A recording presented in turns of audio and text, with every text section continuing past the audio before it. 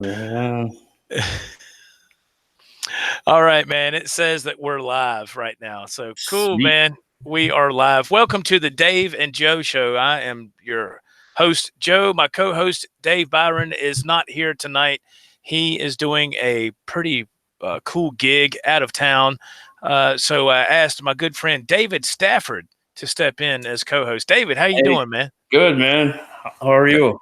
I'm doing good, man. Thank you for being here. Thanks for taking the time to spend with us here on the show. I appreciate it very Pleasure. much. Absolutely. Thanks, man. Absolutely. Thank you so much. So what I'm going to do real quick, man, I'm going to take this my smartphone and I'm going to check and make sure that we're live. So let's see here. Let's see if we. It says right there. I just got a notification. There we go. So it says the Dave and Joe show is live. So we always like to make sure that's good before we proceed. All right.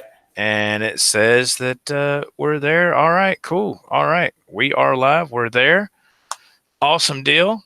So thank you, everybody. It is 9:06 p.m. Eastern Standard Time, so it would be 8:06 your time, correct, Mr. Stafford? Correct. Yes, Central Time. I'm in Central, so You're okay. You're on Central Time. yeah. Okay, cool. Mm, Okay, all right. That's interesting. Now, what state are you in? Wisconsin. Wisconsin. Have you always lived there? Yes. Yeah. In the Four Seasons, a lot of people like it, but they really wear on you. For me, Oh, anyway. I'm sure, especially in the wintertime, I would imagine. Oh You yeah. know, I would imagine. I like to once again I like to give a big shout out to my co-host Dave Byron, who couldn't be here this evening. He's doing a pretty special gig. He already had prior commitments too. So rocking Dave Byron, man. Good luck. Break a leg. Hope you have fun. And know what how everything went down, man, later on in the weekend. And so far, we got a couple people popping in. Laura's Guitar. Hey, Joe and Dave. And my son, Nathan Hughes, says, hi, Pop. What's up, son? All How are you right. doing? Thanks for popping in. All right, Mr. Stafford, I want to ask you a few questions if you don't mind. Yes. Um, when did you start playing guitar? What started that whole ball rolling? Well, through my early teens, and actually even probably 7 years old, I started listening to metal, and I was playing piano, saxophone, and um, my parents wouldn't spend the money on a guitar, and I had a hand-me-down saxophone from my cousin. So, not to have a real long story here, but so I think when I was probably 18, I bought my first guitar, but I was borrowing my cousin's guitar when I was 17, and I mean I could just play, couple power chords. But when I strummed that first chord, it just grabbed me, and I was like, all other musical instruments were pretty much done at that point, and it's just one of those things where it had me, right as soon as I could make a sustaining sound, I was like, that's cool. So yeah, when I was 18, probably. Cool. And what was your first guitar? What My brand? first guitar was the PV Raptor. Yeah, PV Raptor. Oh, okay. That's awesome. Yeah, That's it awesome. came in this little combo kit. So we had this music store called Ward Brought, and so you get this little PV amp. I don't even know what you call it, and then comes with the guitar and the amp, $175. And I didn't really know much about guitars, and thought, well, it's a good way to find out if you got what it takes, or if you like it. Right. No. So I bought that, and there was a couple of us moved in, and we had a drum set, and I found out very quickly that little amp wasn't going to cut it. So Yeah. it was like time to get some credit going, right? So apply for some credit cards, and it's kind of how it started rolling. Right. Yeah. I think I got my first credit card. Um, got my first credit card. I think the limit was 4,000. No, 3,000. Whatever. I think it was 3,000. Wow. and I walked right into Warbrought, and I was like, well, if I want to be the best. I was young then. I might as well learn on the best. And they had that custom hanging up over the archway of this doorway going into the amp room. And I'm like, I want that. And that was like, I think that was 99. So I did play with that PV for a couple years, but I got a cheaper half stack, not just to rewind a little bit. So I had like a PV Supreme Trans Tube half stack. And then when I wanted to upgrade the guitar, I had the credit card. I walked in, and all said and done, the bill was like over $2,700. It was my first credit card purchase, and that was 21 years ago, 20 for sure. Oh my God! Wow. Now, this is going to be a roll of the dice. Do you still have your first guitar, or did you get rid of it? Yes, it's actually right behind me. Oh, okay. BB sitting back there. Can't see it real good, but it's got the white pick guard on it. I see it. Yeah, that's your first guitar. Okay, cool. Yeah, So, do you still play that guitar, or is it you just kind of keep it for a keepsake? Yeah, the other night I was jumped in the chat and talking about guitars. I'm like, hey, I still play my first guitar, my $100 guitar, and I'm like, nah, I'm lying. I don't. I really don't. I made a video with it. It sounds good. I had a friend put in a Texas special pickup in it and a little kill switch, and it actually sounds pretty good. But it would need more for me to play it a lot more. I'd want the action adjusted more, and so I just keep it out because I guess sentimental reasons. I don't know, but if because I'm in metal and rock more, if you're into more just slow blues or older country or probably even newer, it would be. I mean, it's a pretty good guitar. That's awesome, man. That's awesome. Yeah. That Jaguar I see behind you, directly behind you. I saw your video earlier this week. That was your grandfather's, correct? Yes, correct. And I never thought a lot about it. Apparently, there's not a lot of them out there in that good of shape from, the comments I've been getting. And I'm like, I don't know. He must not have played it much. I don't know if he played a Strat more or what, because, I didn't really know him a whole lot. I knew of him, but it was very brief. So then I knew, would be my uncle more, than my actual grandfather. And they gave me that guitar. And, there was a couple of spots in the back that are chipped from his belt buckle. But other than that, I don't think, either he was, when I got it, I had to polish the chrome up, and I really cleaned it. And I, put a lot of elbow grease into it because it was tarnished and stuff. And I mean, if you look at, I still got the case. I believe the case is original, and it looks like, it just looks like it's going to fall apart, the case. Oh, wow. It's got an old leather strap and some cords. I should have got it out, but the case is pretty beat up. But wow, he made it took really good care of his guitars. I mean, he played all the time. I mean, gigging. I know, as far as learning the history about him, and I have a picture of him. And it's a 65, correct? Is that to the best of my knowledge? Because he's dead. And he passed, and my uncle, they're not like guitar people. So I kept telling everybody for years, I thought it was a 64. And I started watching a couple of tutorials because I wanted to learn more about it. And like Chris in the Guitar Pit, he was like, you should do a review on it. And yeah, absolutely. I'm looking at a couple of reviews. I'm like, looking up 64 Jaguar. I'm like, that doesn't look like mine. Like, what the hell? So then boom, 65. It was spot on, the Sunburst 65. So wow. Okay. I'm like 90% sure it's a 65, I've never been a Jaguar person, but I mean, I know we talked about this off the air a few times, and I know we kind of share the same sentiments, but still, to have something that's original, that's from 65, and your grandfather owned it, and you have it now, Man, that is amazing. I know.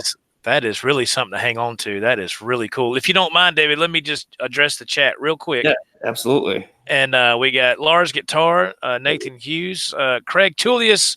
He says, hello, Joe and Dave. Happy Friday. Thank you, Mr. Tullius. Hey. R2R3 Lockingnut says, what's happening, everyone? Craig Tullius chimes in again. He says, congrats to you, Joe, on your Ibanez collaboration. Thank you, Mr. Tullius. Appreciate that, man. Mr. JJ Collins has made his way into the chat. Yeah, man. R2 says hello to everybody. And JJ Collins and Craig Julius chiming again. Thank you, fellas, for being here so far. Thank you very much, man. Thank you for taking the time to spend with us here. So please, Mr. Stafford, please continue. I didn't mean to interrupt you. No, that's good. Yeah. So what was I saying? Yeah, I'm not big on the Jaguars either, but so okay, I'll say this, and I'll probably be shunned for it, but it did cross my mind. Again, remember when I said I didn't really I didn't really know my grandpa, I knew my uncle and stuff. Right. I thought about it a couple of times. I'm like, I could get a pretty good guitar that I would like to play with that if I traded it or sell it, because I think it's probably valued at somewhere between 35 and 4,500. I mean, I'm not positive on that, but it's got to be close. And so it sounds bad. It is a great family heirloom to hang on to, and I will keep it. But it has crossed my mind. I'm like, because I like having guitars that I'm going to use and play. And I already have a few guitars that I'm not using as much from years back. But I don't want to. I kind of having problems, like saying I'll just get rid of them, because to me they're worth more than that. But how many guitars do you have now? 10 or 11, maybe 11. No, awesome. Okay, awesome. Now, beside your what's that PV Raptor? Is that the Ibanez with the alligator skin on it or whatever? Yeah, it's called an Ibanez Art 300 Black Alligator or something. It's really cool. I got that. It's an older guitar. I think new they were like $500 to $700, and like 2 years ago, I got that at a garage sale for $100. And wow, yeah, and all I did. That is amazing. Yeah, man. So I mean, you can't get anything for $100 nowadays. And not an Ibanez guitar. I mean, I remember that's the guitar you played in your video that came out last night, right? Yes, correct. Yeah. Great video, by the way, and great playing, man. It's awesome. Thanks. Great stuff, man. All together. Craig Julius says sunburst color is cool. I agree. Yeah. I love the sunburst color as well. Pooh Ninja says he can't stay, but he just wanted to pop in and say hello. Thank you, Pooh Ninja. I appreciate that very much, man. Pooh. Craig Julius also says he bought an Epiphone Special 2 today, a steal at $40. Oh my goodness. Good gracious alive. $40, man. Craig, please elaborate in the chat. How did you manage that? That is I would love to know. Yeah, that is really cool, man. That is too cool, man. So we talk about your guitars, how many guitars you have. We talked about the Jag. Let's move on now to when did you start being in bands? When did that happen? When I couldn't play at all. I mean, as soon as I bought a guitar, I mean, like I said, there's a few of us guys that one guy just said, I'm going to be a drummer. Larry's like, I'm going to be a singer and rhythm guitarist. And I'm like, all right, I'll do, lead and rhythm or whatever. And I'm not lying. The first day we worked on Smoke on the Water. And it was like 14 hours of working on that song the first day on the guitar. And then we tried to get something going, and, it was a lot of noise, but, so. But that's cool though, man. That's cool. Yeah. That's awesome. So, what about now? I assume you're not in bands anymore. You're just kind of doing your own thing. I believe we talked about before, but please elaborate on that. I mean, are you happy just doing your own thing there, or what do you feel? I mean, That's a tough one for me because I've pretty much been in bands the whole time until the YouTube thing. The YouTube thing was primarily the death metal band thing was done, right? And I think that was, I don't know, 2011, 2012. 2012. So then I was doing this thing with some buddies that we're just gonna do covers and jam and play. Well, then I was like, oh, we have something here, so let's get serious. We can probably play some good beer tents and open up or book some 4-hour shows, you know. And it was more wanted to try something different, have a female vocalist, and it was going really good. The big downfall was like everything to. Well, I got to rewind a minute. So getting to YouTube, I kind of only reason I even thought of YouTube or threw a video up on YouTube was like, because I didn't know anything about YouTube, and it was like, you know, this is a good way to get our band exposed. Okay, and so that was the initial thought. Right. And then as it became more relevant that I don't think there's any good singers left around, and the good ones are all taken. It seems like.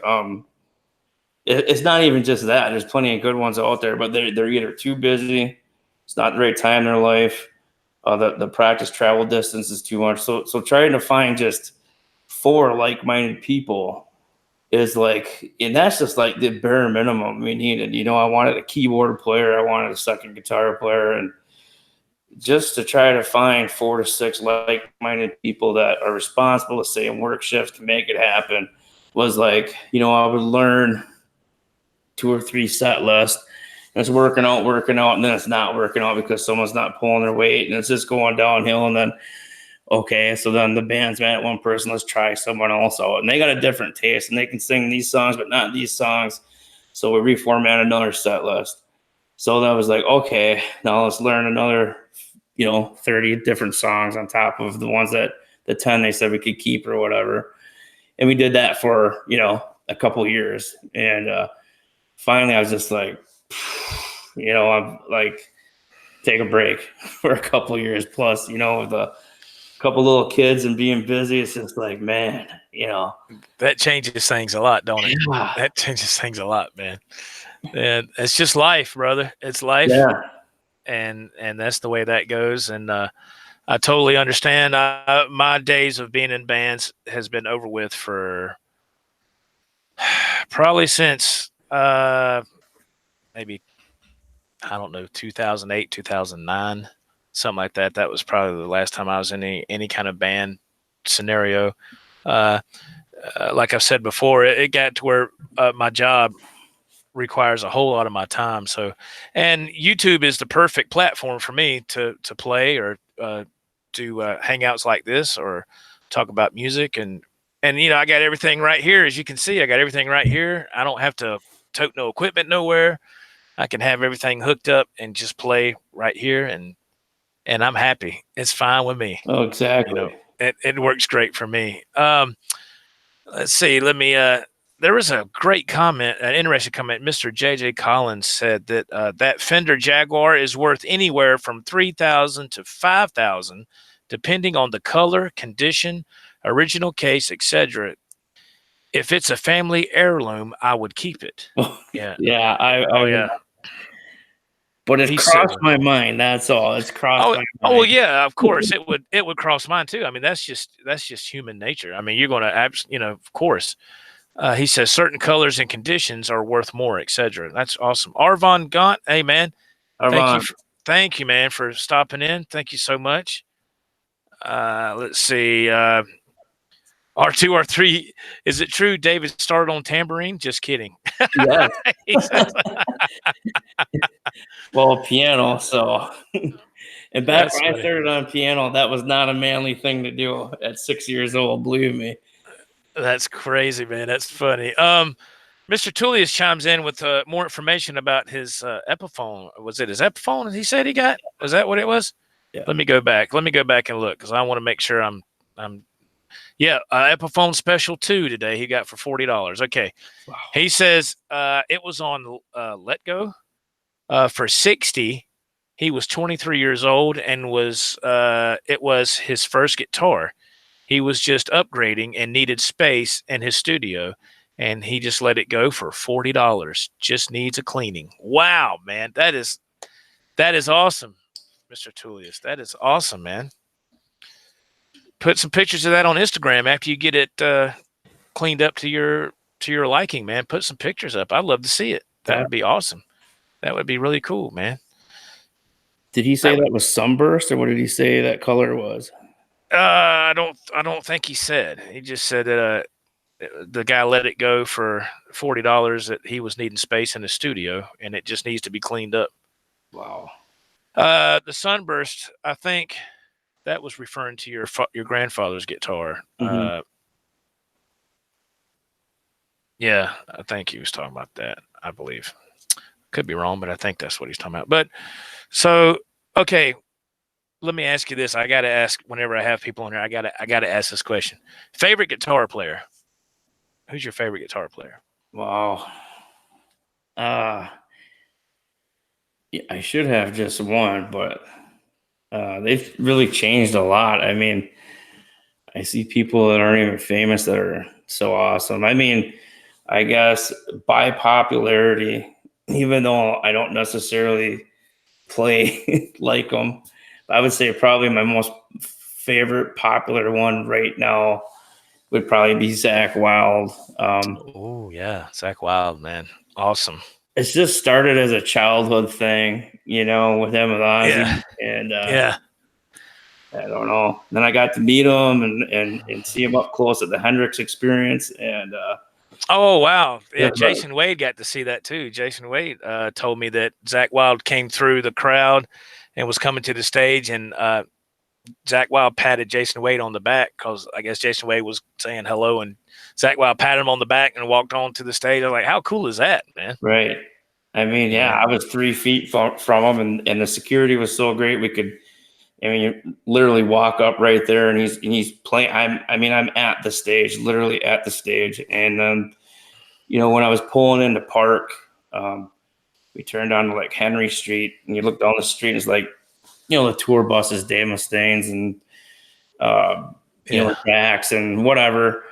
And me and my buddy Lester were like, would that be cool if we saw somebody, Satriani or Zach or somebody walking around? We're saying, holy, there's this guy with a hood up, right? He's black and got this beard, he's got black clothing on. I'm like, that's Zach Wild.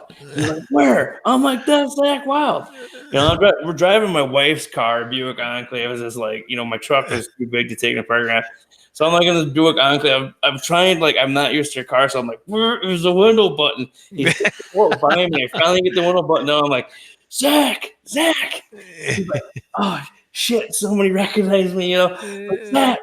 And he walks over. He leaves his hood up, right? He walks over. He goes, hey, buddy, I'm going to see you inside in a few minutes, right? I'm like, yeah. Oh, that's awesome, man. Yeah, I was like, we parked the car. We were starving too, and we ran up the Stage Street and to get something to eat. And we run into him again. He's coming back with a big armful of food. And, so I'm like taking snapshots of him walking by, and he's like hoping, no one else recognizes him. He just wants to get back to the bus and eat. Yeah, I that's what I really admire about him. He's really cool toward his fans, and all that stuff all the time. He doesn't have an ego. He seems like a really down-to-earth, nice guy, man. And wow, what a guitar player! Holy crap! Yeah, man, can you imagine? He got that gig with Ozzy when I think he was like 17 or something. Somewhere, I mean, 7 or 19. that is just unbelievable, man. That is unbelievable. Kenworth, thank you for hopping in, man. And my son Nathan says, "Who was Zach Wild? Was he in Nirvana?" he knows. No. He knows who Zach Wild is. He's just being a smart ass. He knows who that is. Who? Yeah, who? Never heard of him. Yeah, he knows who that is, man. He's just being funny. But yeah, I mean, my God, Zach Wild is one of those people that I just love to watch play. I got some guitar players that, I can't play none of that stuff, man. But he, like Zach Wild, Eric Johnson, Joe Satriani, those guys, I just love watching them play because I'm like, oh my God, how in the world do they do that? It's just, I'm like, man, I don't see how they do it, man. I just don't see how they do it. JJ Collins chimes in. He says, Zach, well, I was 19, working in a gas station in New Jersey and playing in local bands. Thank you, Mr. Collins. I wasn't sure on the age. I thought he was 17, but that's been so long ago since I couldn't remember the age. But thank you, I man. was 19, but I didn't want to be like, hey, I know, because I'm really terrible at knowing a lot of facts. I am too. I for some reason I thought it was 17, and but it's been so long. You know, back then, man, when I was in high school, this just shows you how much things have changed, or maybe it's because I'm just getting older. But back then, man, the guitar magazines were really cool as hell. You know, I mean, that's when guitar was still good and strong too. You know, the 80s rock scene was still strong and all that stuff. And then you'd have, articles about Zakk Wylde in there, Satriani when he still had all his hair, Steve Vai, of course, when he was in David Lee Roth, and then of course in the White Snake. And man, I remember being in biology class in high school and I'd have them guitar magazines. I'd be flipping through it, looking through them instead of what we were supposed to be doing. I'd be flipping through the magazine, and you'd always come across those ads, do you want to improve your guitar playing today? Get with Metal Method, Doug Marks. You'd always see those ads in there. They came in like this thing that had all these cassettes you could pay all this money for. Mm-hmm. And I bought one of those one time. It was a Doug Marks Metal Method. It was a cassette. Same. And it came with a little tablature booklet. And I was like, I can't play this stuff, man. I mean, this guy was like, and he did this lick. He did this little solo lead break, and but he played it in like a different key, and he plays it, and I was like, man, that's impressive, And he goes, now I'm going to play you the lick and the key it was originally done in, and we'll see if you recognize it. And he plays it. Now this is on a cassette tape, right? And he plays it, and I'm like, man, that sounds familiar. And it was one of the lead little breaks in "Beautiful Girls" by Van Halen. Oh, but he just took that little snapshot and he moved it down like a whole step or step and a half on the neck and played it. And when he did that, I didn't recognize it, but when he put it back in the regular key, I was like, oh yeah, that sounds familiar. And yeah, it was part of "Beautiful Girls" by Van Halen, and I will never forget that, man. So I was like, it was one of those cassette, I was like, I'll just listen to this because I can't play this stuff. and then slowly it would progress. I've always been one of those people that my guitar playing progresses like really, really slow, like a snail. It just progresses so slow. And then I would get those books with the CDs in them from Guitar Center. Well, we had the backing tracks with Judas Priest, Journey, whoever else, AC/DC, all these other classic rock bands, and I would start playing along with the backing tracks, and that's what really started to help me to learn how to play in time and make sure your guitar's in tune and all that kind of stuff. That stuff was really good back then. There was another guitar magazine that I really liked, and you can only find it at Barnes and Nobles. That's probably still true today. What was the name of that magazine? Nathan, you're in here. You remember that magazine I'd always get? I think it was out of London. The magazine actually came out of London, but it always came with a CD, and it had these lessons on there that you could learn, and sometimes it'd have a couple of backing tracks on there. I think it's still, is it Total Guitar? Okay, thanks, son. Yeah, Total Guitar. That was that's it. I always liked that magazine the most out of all. And you know what's sad? I got an email. Now listen to this, man. I got an email from, I want to say it was from Guitar World. I used to have subscription to Guitar World for years. And it just got to where, I mean, no offense, man, this is just me as speaking as a customer, but it got to where I was like, this is turned to, I'm just not interested in this no more. I look at the first thing that attracts me to a guitar magazine is the cover. It's just like with a YouTube video. The first thing people are going to see is the thumbnail. They're going to see that first before they see your video. If your thumbnail looks interesting or intriguing, that's going to entice the viewer to click on your video and watch it. And well, it's the same with a magazine, and I would look at these cover spreads and I was like, what the hell is that? And somebody holding this weird looking guitar, and I was like, who the hell is that? Now that's just a sign of me I'm getting older. I'm used to seeing what I saw when I was young, but as time goes by, things don't stay the same. Things change. And Right. I just couldn't accept that. I was like, and I would get issues that were still in the plastic, and I look at the cover and I throw them in the trash. I was like, I said, I don't want this piece of shit, man. Who the Yeah. fuck is that? I throw it in the trash. And Same thing. when my subscription ran out, I never renewed it. Well, I was with them for so long. I got an email from them this past week, and it was like, start your subscription back with this special. They gave me this killer deal, really, this killer deal to do it, but I never acted on it, and I don't mean to sound like a jerk, but it was just, I was like, nah, man, it's just, it's just not like it used to be. I don't know. Maybe, Definitely I isn't don't know. like it used to be. It used to be so cool, man. Nathan, my son, he says, kind of like when you bought that VHS tape of Eric Johnson, The Art of Guitar, that VHS tape. Yeah, I remember buying that at the guitar show years ago in Spartanburg, South Carolina. They have a guitar show every year.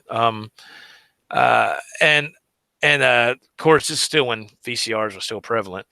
And it was the Art of Guitar, Eric Johnson. I think it was a 2-tape set. And I told myself, I said, I'm not buying this to try to learn anything from Eric Johnson, because I can't play like that at all. I can't touch that. But I just bought it to watch him play. Right. That's why I know that sounds silly, but that's why I bought it. And I put it in the tape, and he was sitting, I was like, it was like he was performing for me in my living room just for me. I was like, man. So there's quite a few tapes I bought like that just to watch the guitarist play. Have you done that? Well, yeah, because I mean, like back then there was no social media, no internet. I mean, I remember, I can't remember the name of it. It was a Paul Gilbert one, and he's like, you have this whole neck to play, so use the whole neck. And he's like, up and down, up and down. I was like, oh my God, and it was just really funny. I wanted to comment on was the Doug Marks, right?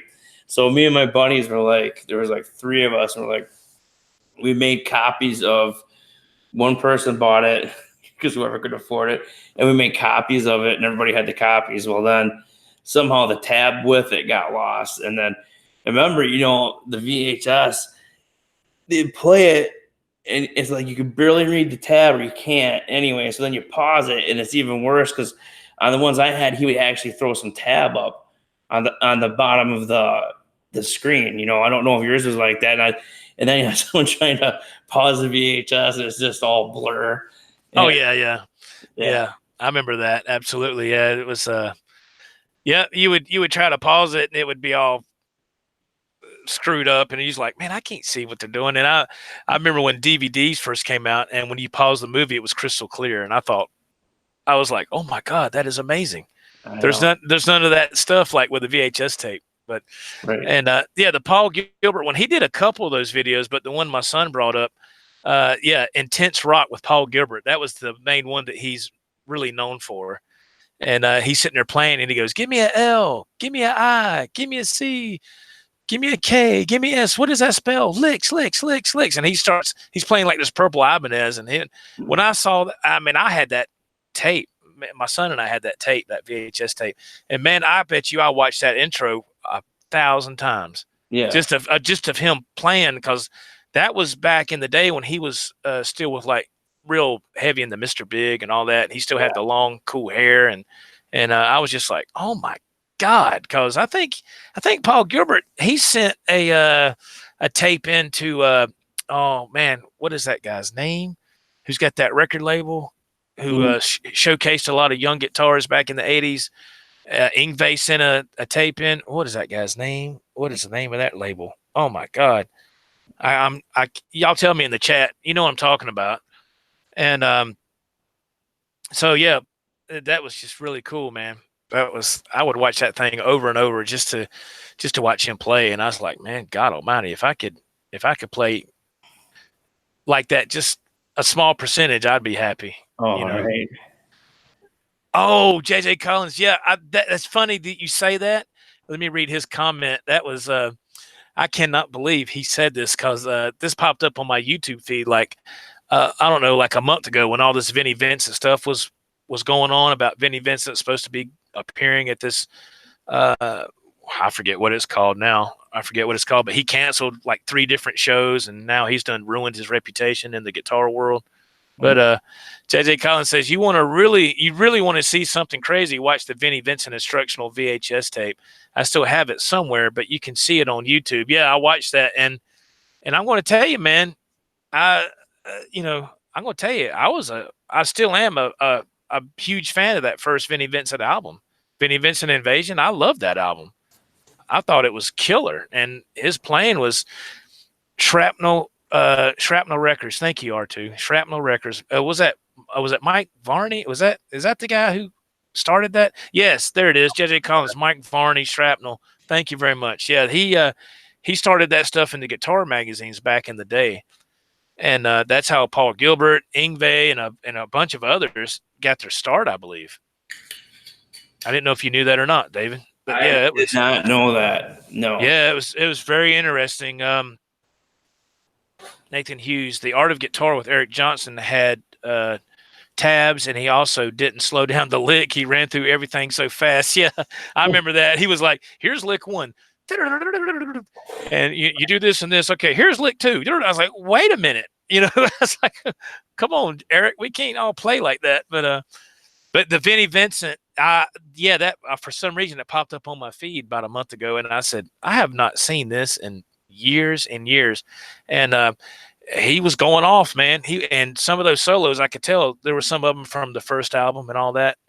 And but I wonder why he started canceling his shows, man. I think there's something going on there. I don't know. I mean, were you a fan of Vinnie Vincent or anything about his music, David?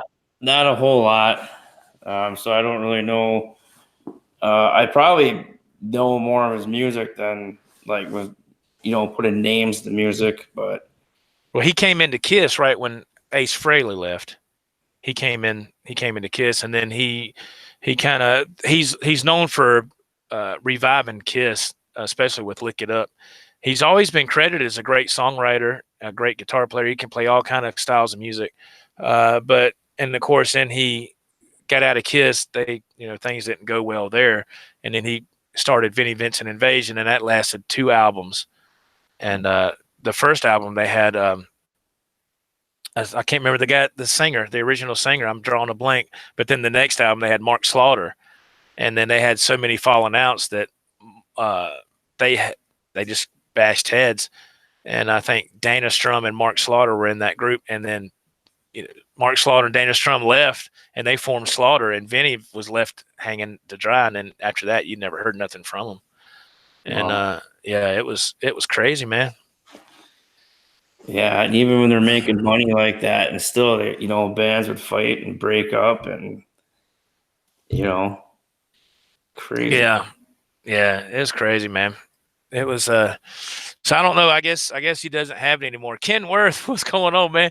He said it's bedtime. Some of us have to get up and go trucking at 3 a.m. That's my buddy. Oh, my buddy Ken out. He works where I do. What's up, man? Thanks, man. Appreciate you hopping in and saying hello, man. Hope you have a good night. Thanks for being here.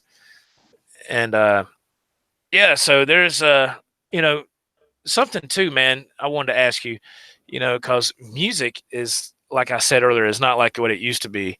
Is there any music that you favor today, or do you continue to listen to what you liked in the past, or is there anything that's in the present that you like? Yeah, that's an interesting topic that I talk about quite frequently with my friends outside of, I talk with everybody, but like my friends that I actually see, musician friends, because I don't really want to, piss anybody off. I'm sure there's good music. There's some good bands today. A lot, at least here in Wisconsin, a lot of the rock that, we like when I was a kid and you heard Ozzy and Metallica and Anthrax and GNR and whatever, like those songs to me seemed to like grab you, and there was something about it that was kind of, legendary. And it's like throughout the workday, we'll have this #1 rock station, so to speak, in the state. And it's been so long since I've really heard anything grab me and pull me in that, I hate. Maybe it is my age, but I end up listening to all the bands that I've always listened to growing up. But there's been a few bands that newer ones like I'm not even a big fan of Avenged Sevenfold, but like I really appreciate the musicianship in it and how good of players they are. And but I really do struggle. I'm waiting and looking for that new and upcoming, whatever. Because I mean, when Ozzy's finally hangs it up or Metallica does, I mean, who's gonna fill them shoes? And is people? I mean, am I just gonna be stuck, or am I gonna be able to latch on to a new group of bands that? I mean, I feel bad. I just, I know Shinedown is a really popular rock band, and they have some good tunes, but would I pay to go see them? And that sounds terrible saying it. I mean, great musicians, but mm, so yeah, Yeah, I know exactly exactly what you're saying. yeah. Let's see, Nathan Hughes comments. Outside of Gus G and John 5, I can't get into any newer players. That's a very interesting statement.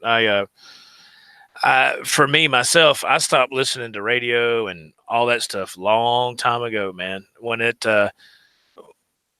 found out, when I had like I don't know, when really the only MP3 player I've ever had. I've had it for years, and I could put songs on there and stuff, and I could hook it up to the aux plug. I had my own little library of songs, and then as smartphones advanced, and you could put your songs on there, and then now you can stream because also speaking of music, I saw a video the other night.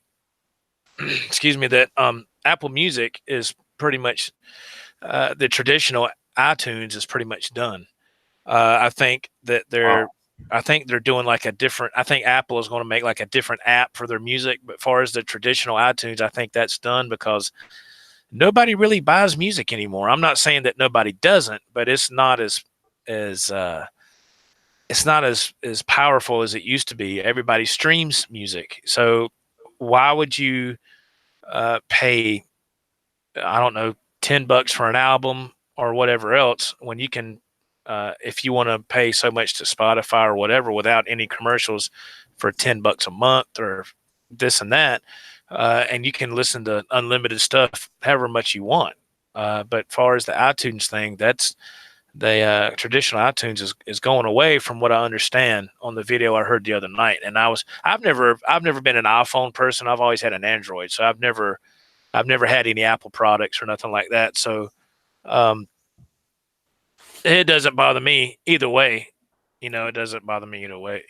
Same here, but I mean that's a really interesting topic too, because again, I guess it shows my age some that I'm getting older. As far as just radio, like I said, I'll go to work and I'll turn on that morning radio show that's 4 hours. I don't get to listen to it all, but then the rest of the day, periodically while I'm working and in and out of the truck, the radio's on, seeing what songs being played. Well, talking to my nieces who are one graduated and one's a sophomore or junior, and she just said point blank, she's like, no, nobody listens to radio anymore. Nobody does for the young generation. So there's still some of us older generation listening to regular public radio or whatever, but in another 20, 30 years, I mean, there probably isn't even going to be, any real live public radio. Like you said, it'll be streaming or, I don't know, Spotify and, all MP, nobody's listening to it now. The young kids aren't even listening now to the radio. And I guess that's, so much has changed so fast that I'm just like, oh, I think I'm keeping up with the times. Like, I'm not even close to keeping up. So, I mean, there might be stuff out there that, bands that are really good that I don't even know about. So, right. Yeah. Oh, I know I'm out of the loop on that stuff. Yeah. I'm way out of loop. I know what I like, and I stick with what I like. Mm-hmm. I've seen myself turn into uh, not visually, but uh, kind of sort of mentally inside. I've kind of turned into that old man, that kind of old hermit, that refuses to listen to some of that. I just don't like it. I mean, I've had people say, "Have you heard this?" I'm like, "No." Well, you need to check it out, and I check it out, and I don't like it. Mm-hmm. And part of me, um, and I know this is bad, but it's just how I feel. Part of me already has a negative attitude before I even hear it, because I'm like, Yes. I'm like, it's not going to be what the type of music that I like. It's not going to be like that. It's going to be detuned guitars. It's going to be all this weird screaming and all that crap. I don't like that crap, Mm-hmm. And I want something with a good melody, a good hook, a cool ass guitar solo, and I know what I'm saying is outdated, Right. but it's that's just what I like, I mean, like I've said before, man, my parents' generation, their generation was, the 50s and 60s, and Mm-hmm. if I get in the car with them to go somewhere, that's what they have their radio tuned. They still listen to radio. They don't know what streaming is. They don't even mess with YouTube or none of that. But when they Right. get in their car, they actually have the radio on, and it'll be to either a news talk or it'll be the oldie station. That's the timestamp of their youth. And I'm the same way. It's just the way it is. Mm-hmm. Jim Guidry, hey man, what's going on? Brian Cody, hey man, thank you for being here. Go Hey ahead, David. guys. Go ahead, David. I didn't mean to cut you off. Go ahead. No, that's all right. I didn't know if I was glitching or not. No, I was just saying hi to the chat.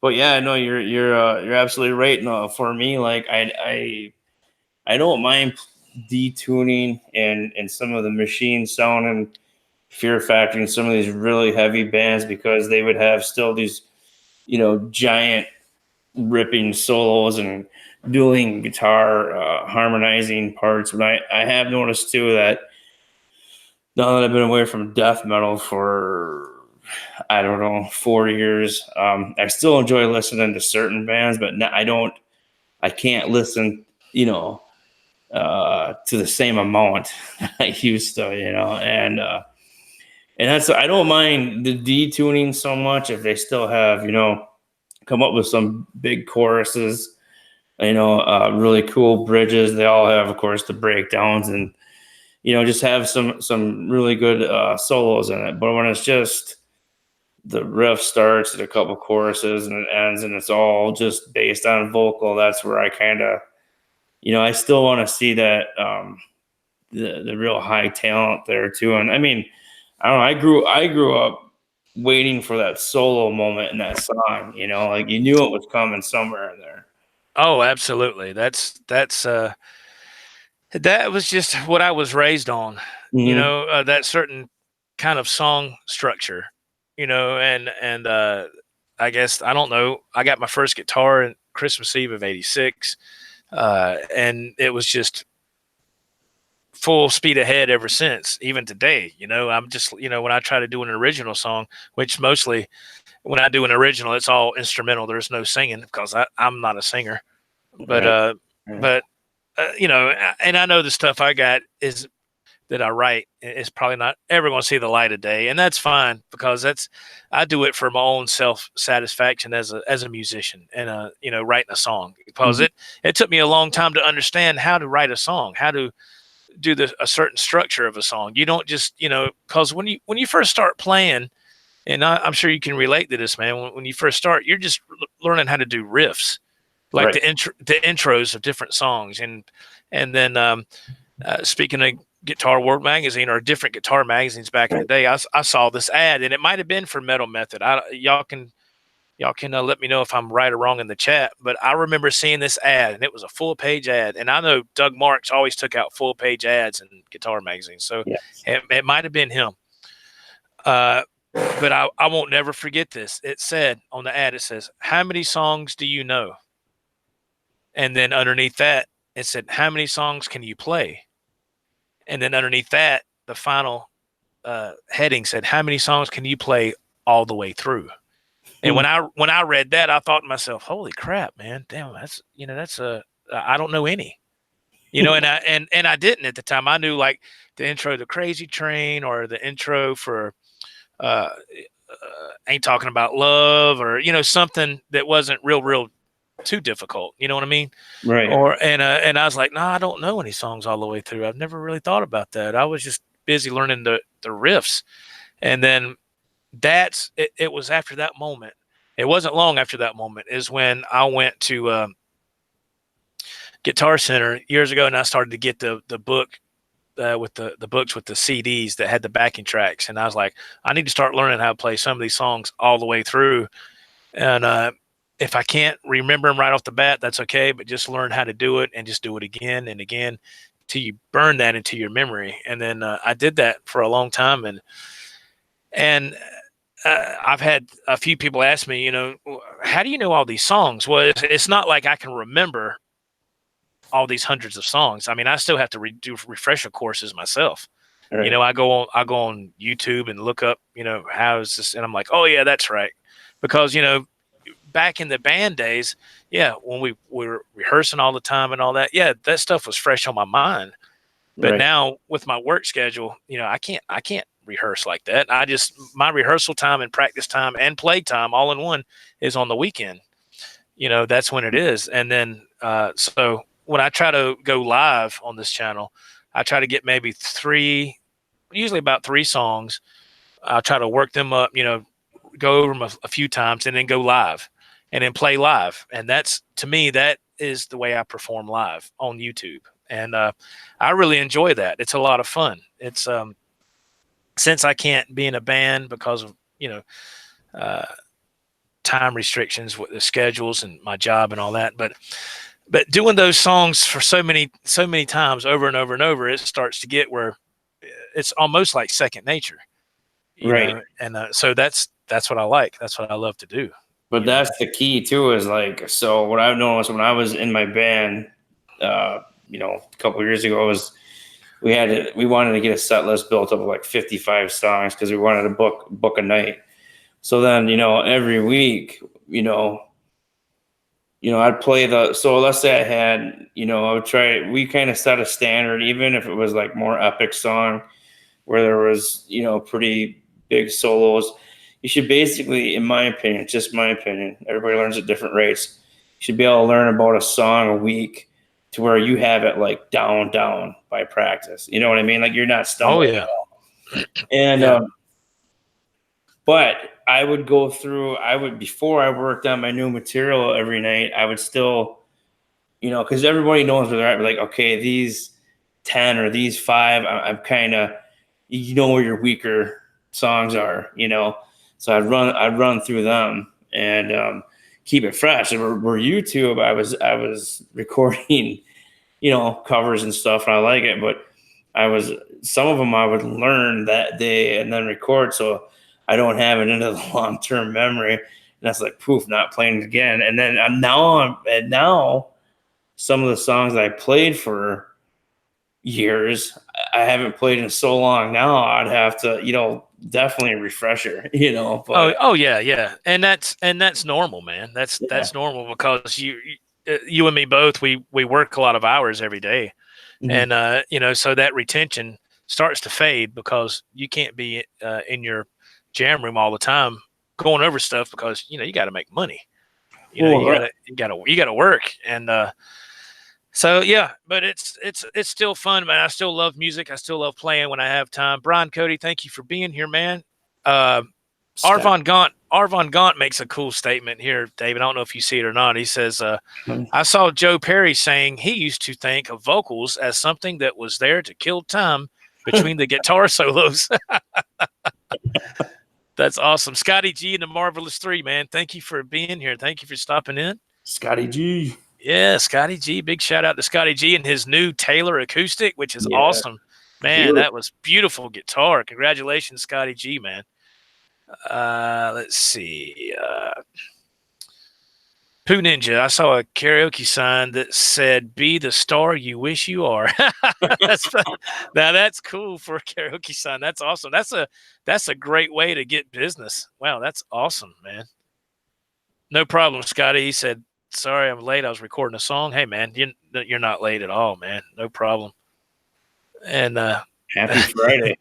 Yeah, happy Friday to everybody. Yeah. Oh, and speaking of practicing over stuff, I wanted to throw this in there too. That I didn't know if you ever heard of it, David, but another thing I saw, and actually it was on an old interview with Steve I saw on YouTube that really, no pun intended, struck a chord in my head. And R2, thank you, man, for the super chat. Thank you so much, man. That's right, R2R3. That's right, R2. Thank you, man. Thank you so much. Appreciate that, my friend. That's very kind of you. Thank you. What was I saying? Oh, yeah. And he said Steve Vai's practice regimen is unfreaking believable, right? And this is what I heard him say. When you can play something, it doesn't matter what song, it doesn't matter what skill level, it doesn't matter if it's a simple blues thing or if it's something real intricate.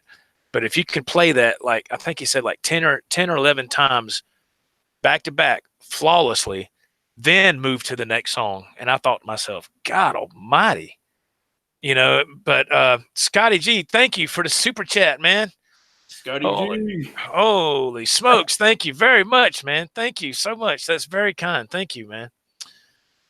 And thank you so much. Happy Friday, Mudda Crackers. Scotty G says, thank you, man. Right on. Thank you, man. Thank you so much. But can you imagine? And I've tried that. I've sat there, and when I try to record a pre-recorded video of me doing a cover song, and if I get through it, and I'm like, okay, man, I got it. And then I'll literally be breaking a little bit of a sweat just from the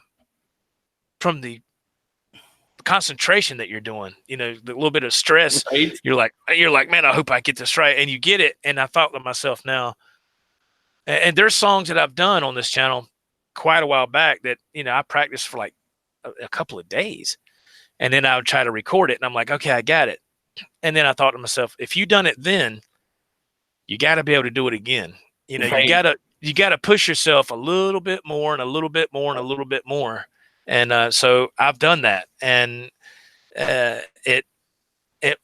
Steve Vai's his advice works, I'm just saying, can you imagine putting the hours in that man has put in? Good Lord. I wish I had, I wish I did. And Steve Vai, talking about Steve Vai, he is, I love listening to him speak, and he is definitely a good motivational speaker. And one thing, he's humble, and he said, you're talking about one of the many greatest guitarists in the world, and he even said it. He just said, honestly, he said, it wasn't easy for me. He's like, I had to work so hard to get to where he is on a guitar. He said some guys it came easier for, but he's like, he had to work extra hard, and it's really inspiring when you hear someone as legendary as him,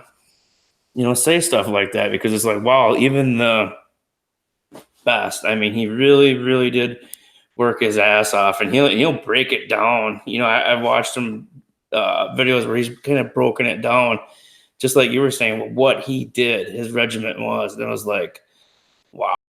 And then you're like, yeah, he deserves that, Oh yeah, absolutely. I remember I never knew who Steve Vai was. The first time I seen him, but I didn't know who he was he was in a movie called Crossroads with Ralph Macchio, and of course, if you're a guitar player, you know what I'm talking about, and all right, Pooh Ninja, thank you for stopping in, man. Hope you have a great night. Thank you for being here, man. See you, Pooh.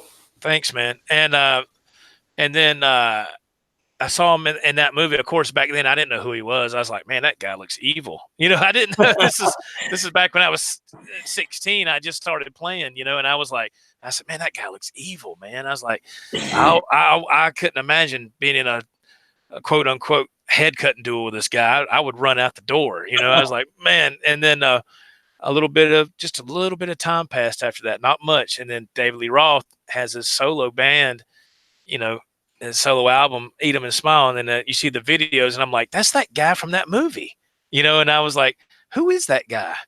And yeah, and I was like, oh, Steve Vai, you know. And then I went back after a couple of the Van Halen, I'm sorry, the David Roth albums. I went back and I got his solo album, Flexible, that he produced and recorded himself.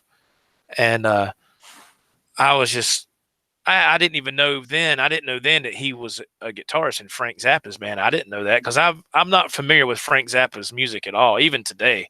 I just, you know, that stuff's been kind of a little strange for me. You know what I mean? I was just like, Right.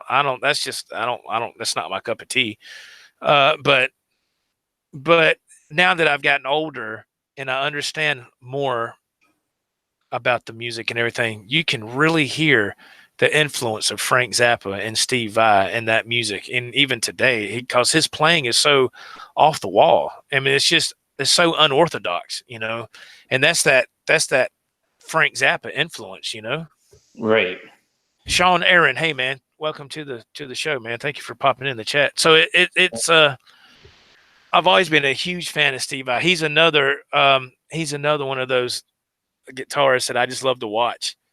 Oh, You know, absolutely. because I'm like, oh my gosh, man. Now, this is something I've thought before. Now, this is going to sound corny, but I have thought about this. Can you imagine if this is just a stupid daydream I've had, but in the Olympics, Summer Olympics, Winter Olympics, it don't matter. In the Olympics, if they had some kind of guitar competition, and you had the USA against Russia, against China, you know, all the other countries, I'd be like, USA be kicking ass on that. Boy, we'll be bringing home the gold, man.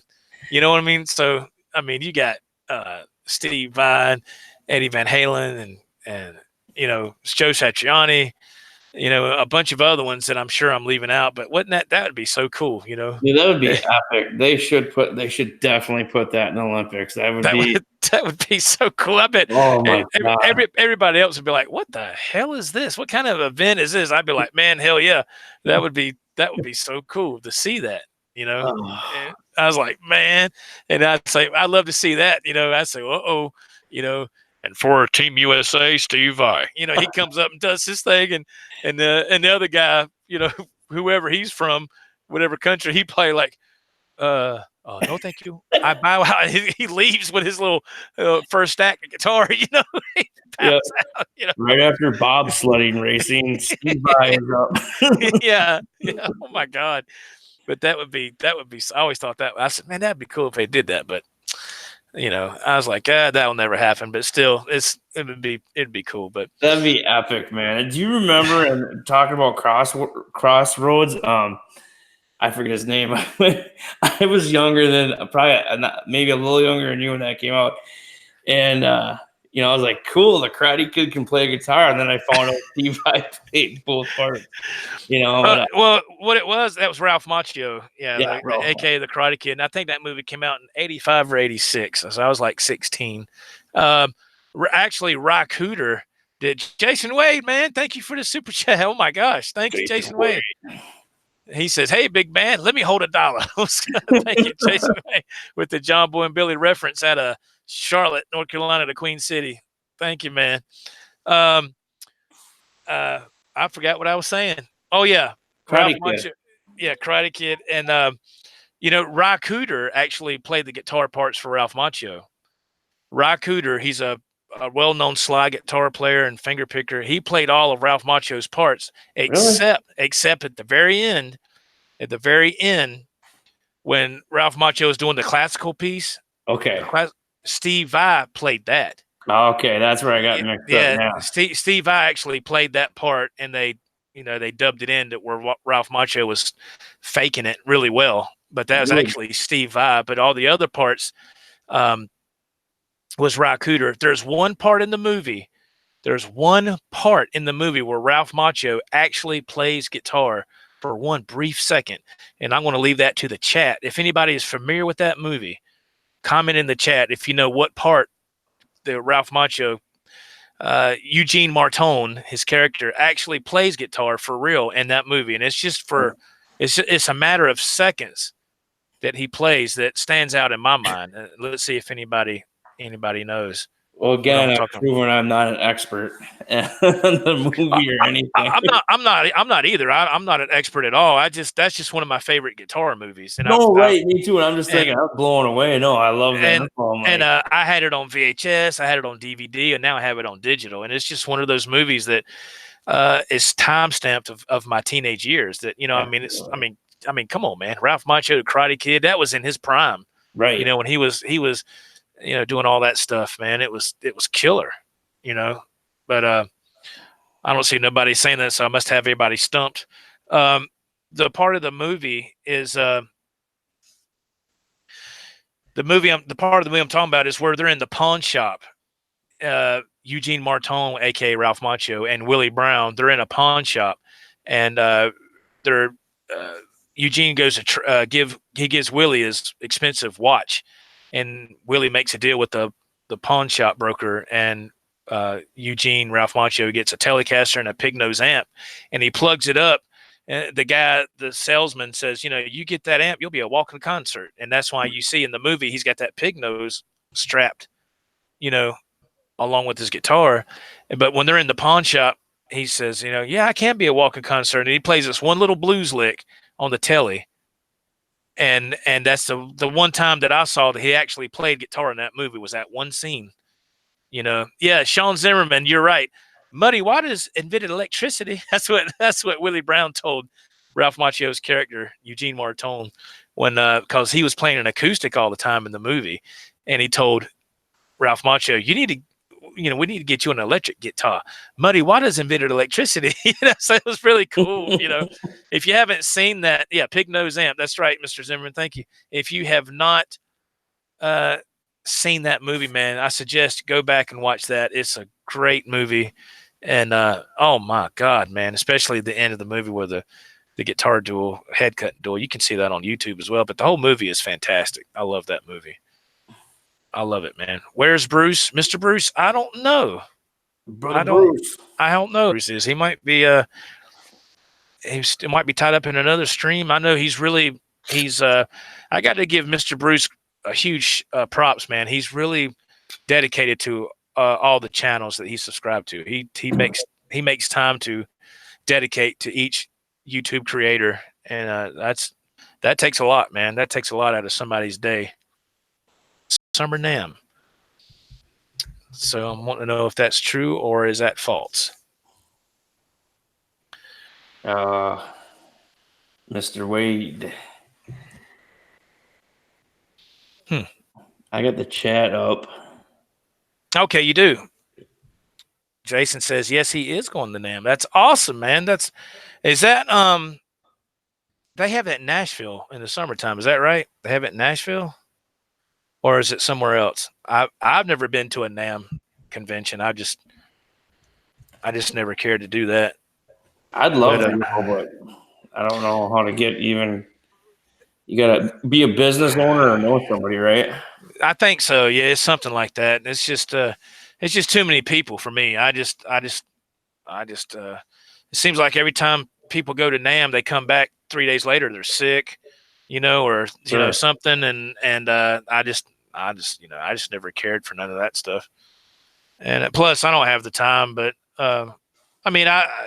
again, thanks to YouTube, I can just sit here and watch people's videos if I want to see it, Jason Wade, he comments, he says, the big one is the winter NAMM in California, and the smaller one is in Nashville, Tennessee. And Sean Zimmerman says NAMMthrax. Yeah, that's right. Yeah, it always, I guess you get all those people together and all them germs, and people end up getting sick, and I was like, man, I don't want to be around none of that, man. I'm good. Ain't nothing like a summer cold, those are the worst. Oh my God, man. You telling me, man, that's you talk about, man, being miserable. Oh my God. I've seen Brian Stewart. I seen a video. Gearfest is happening right now.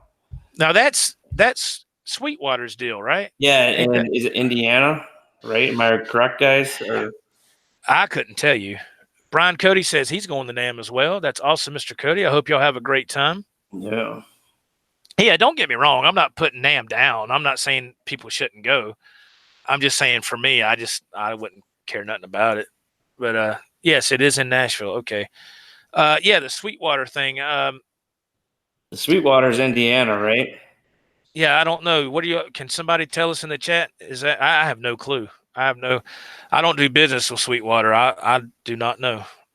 I've done business with Sweetwater, I think twice, and it was to get a small item or two that I couldn't find at the other company I do business with. But I saw videos of the Gear Fest. Was it last year, or year before? And it was cool. It was cool. It was I didn't know Sweetwater had a big place like they do. I didn't know that till I saw it on YouTube. Yeah, I didn't either. I never, but they had bands playing. Brian posted a video, and I don't know what band it was, but it looked like a good time. I mean, if a guy wanted to, take a 3-day weekend or something, and Yeah, I don't know what plane tickets would be, but it's like fly down to something like that. I think it'd be fun, maybe at least to see it once, maybe check out. that's what Sean Zimmerman says. He said I would go once just for the experience, and I totally get it. I totally get that. I totally understand. Yes, Mr. John Parsons says yes. It's in Indiana, Mr. Stafford. Okay, Yes, all right. correct. Yeah. And R2 chimes in and says, "No, it's in India."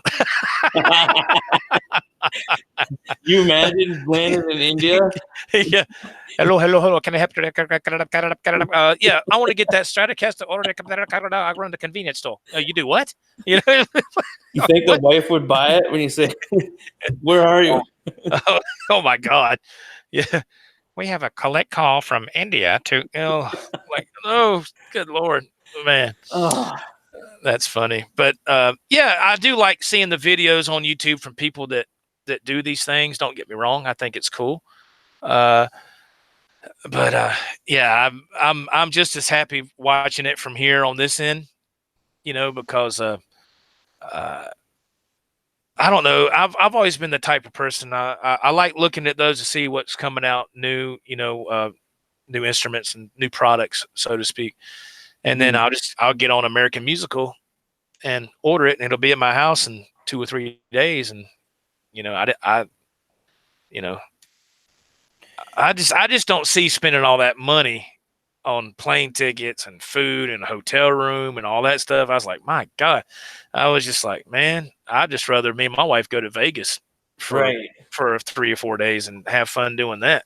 Well, exactly. It's totally like, in my mind, like, if a few people were going to meet there, like I said, and it would cost some money, but you'd have to want to do it to like maybe, meet some other YouTube friends or whatever. It would be a mini little vacation, but oh yeah, I don't know what airline tickets are anymore, but I mean, Vegas is cheap airline tickets, but it seems like I mean, anywhere else we were looking at going to Disney World for like Christmas or something. They want like $800 for a ticket for a 5-year-old. I was like, wow.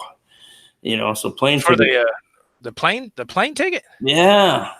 Oh no, there ain't no way. Yeah. So I mean, I don't know where plane tickets are at right now, but it could be, like you said, it could get probably pretty pricey. Yeah. Oh yeah, absolutely. Yeah, that's one place that is way overpriced, and that's Disney World, Disneyland, whichever one. My God, I was just, I know this is off subject of guitars for a second, but I saw a guy do a vlog. He went to whatever one is in California, Disney World or Disneyland, whatever. I don't know. Hell, I don't know. But the one that's in California, he went there on Christmas Day, and he was vlogging. And man, the amount of people that was there on Christmas Day, I could not believe what I was seeing. I was like, what are all these people doing there on Christmas Day, man? It's a holiday. And man, there was people there with their kids, and it was like, I was blown away. I couldn't believe that many people were there at a theme park on Christmas Day. Yeah. And I was like, man, same with the movie theaters here. That's a big thing here. You got a lot of movies that, coming out Christmas Day, and then the people will go to the theaters and see a movie. Yeah, I'm more traditional where then those holidays you didn't go see movies and stuff, but it's a popular thing. I mean, I wouldn't mind doing it, but I wonder if Sweetwater too, when Gear Fest or something like that comes up, do you think, is it possible that they can raise the ticket prices up too because they know it's going to be a busy weekend with Gear Fest going on or NAMM, NAMM, You talking about who raising prices? like the airlines, Oh, I'm sure they probably do. They could if they wanted. They could raise what they. I'm sure they could. I don't know for sure because I'm not a person who goes to NAMM or nothing like that. Somebody in the chat that's went, maybe they could shed some more light on that. I don't know, but I feel if they really wanted to, they could. But I don't know. That's a good question, man. I don't know. That's a good question. Yes. Mr. Parsons says Disneyland's in California. Thank you very much, man. That's yeah. When it comes to that stuff, I'm totally clueless, man, because I don't do theme parks at all. I don't do that stuff. Ever since I had back surgery and all that, I stay away from roller coasters and all that stuff. Yeah, roller coasters are off my list too. Yeah, I have to stay away from all that stuff because I don't want to wind up back in the operating room. Mhm. Mr. Brian Cody, he comments, he says, my work is paying. I'm getting it comped because I am in the industry, part of my training budget. Wow, that's awesome, man. If your company's flipping the bill, man, that is fantastic. That's really awesome. Mr. Pierce, he goes, hello, everyone. Hey, Mr. Pierce, thank you for being here, man. Hey. Thanks for being here. Yeah. If you're being comped, whether you pay for it or your company pays for it, whatever, I think that's great. If that's something you want to do, because there's things I like to do that people would probably think it was, well, I ain't doing that. Everybody's different. Everybody likes what they like, and it's all good, man. It's all good. I hope the people that go, I hope you have a great time. I hope you're safe. I hope you don't catch no anthrax. I hope you you can share some your experiences on YouTube here. And another thing, speaking of YouTube, I like to touch on that I thought was very interesting. And I don't know if you've heard this, David, or not. Maybe you have, but I try to watch a lot of different things on YouTube. Now, there's a lot of people that have a lot of YouTube creators, I should say, that have big channels here on YouTube.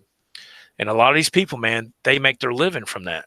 Now, people like me, YouTube is a hobby. I don't make nothing off YouTube. YouTube for me is just for fun. It's a creative outlet for my music, my guitar playing, and doing stuff like this with friends in the chat.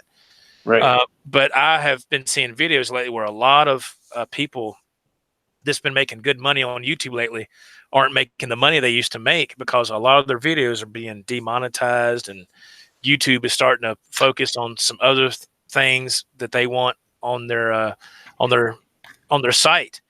And I was like, uh-oh. So it looks like a lot of these people that's been on this YouTube gravy train, so to speak, they're going to have to get a real job sooner or later. They're going to have to go to work. Well, that's a great point because I actually was wondering that. So, like, probably everybody in the chat, I mean, if they don't know what Music is Win is Tyler Larson went to Berkeley, phenomenal guitar player. He's went from apartment to a house in Asheville. Now he's moved to Nashville. It's a bigger house, bigger studio. And awesome guitar player. And he has so many subscribers, 700,000-800,000. You try to leave him a comment. I mean, the odds of him getting back to you are slim to none. But it's like, he's still doing like legendary licks or licks that are hard. So like, how is he? I'm not hearing him complain or mentioning getting copyright striked to where he would be losing income. Now I know he still has his lesson packages, but I would think, I think like every 100,000 views or so of your video, if you get 100,000 views, I think is anywhere between $5,000 and $10,000 to them bigger channels. So of course I don't know for sure, but I'm not sure. It doesn't seem to affect him to stop playing some cover stuff that would copy, right? Strike him. So I'm not sure. I'm not really sure either. I do know every time I do my cover song videos, I get a notification every time from YouTube, and it says, "This is to let you know that the song that you did, whatever the name of the title of the video, so and so owns the rights to it, and there's going to be ads playing on it. This is not penalizing your account. This is not a copyright strike. This is just to let you know that any revenue that's going to be made is going to go to whoever owns the rights. And I'm like, I'm cool with that because it's not my song. Right. I'm fine with that. Pardon me. So far as him doing stuff like that, I don't know how that works. I'm sure he's got a bunch of other videos where he's not even doing legendary licks. He's doing some other stuff that he made up that still has a bunch of views to where. So if this other video, even if it is revenue going somewhere else, it's not going to affect his wallet that much. Well, that's what I was thinking. That's probably what I was thinking. He's still doing a video to get traffic, you know. Yeah, and people like him, which is cool. I used to watch his channel all the time. I haven't watched it in a long time.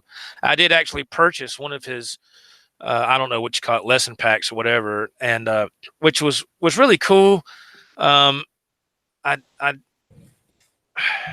mean, I learned a little bit. I mean, it gets to the point where when you try to learn something from somebody where their level is so up there, and it's like, I'm like, my God, man, I don't know if I can do that or not. Did I just waste my money? So, but see, everybody picks different. Everybody's style is different. And to me, it's okay to lessons and all that are a cool thing. They're great. I mean, I used a lot of them throughout my whole guitar playing history. Don't get me wrong, but it still comes down to you and the instrument, you putting the time in to learn how to do a chord, how to do a lick, how to do a lead break. It comes down to you actually learning to put your hands in motion in conjunction with each other for the timing and everything. There's some things that Steve Vai said, always concentrate on your strengths, not your weaknesses.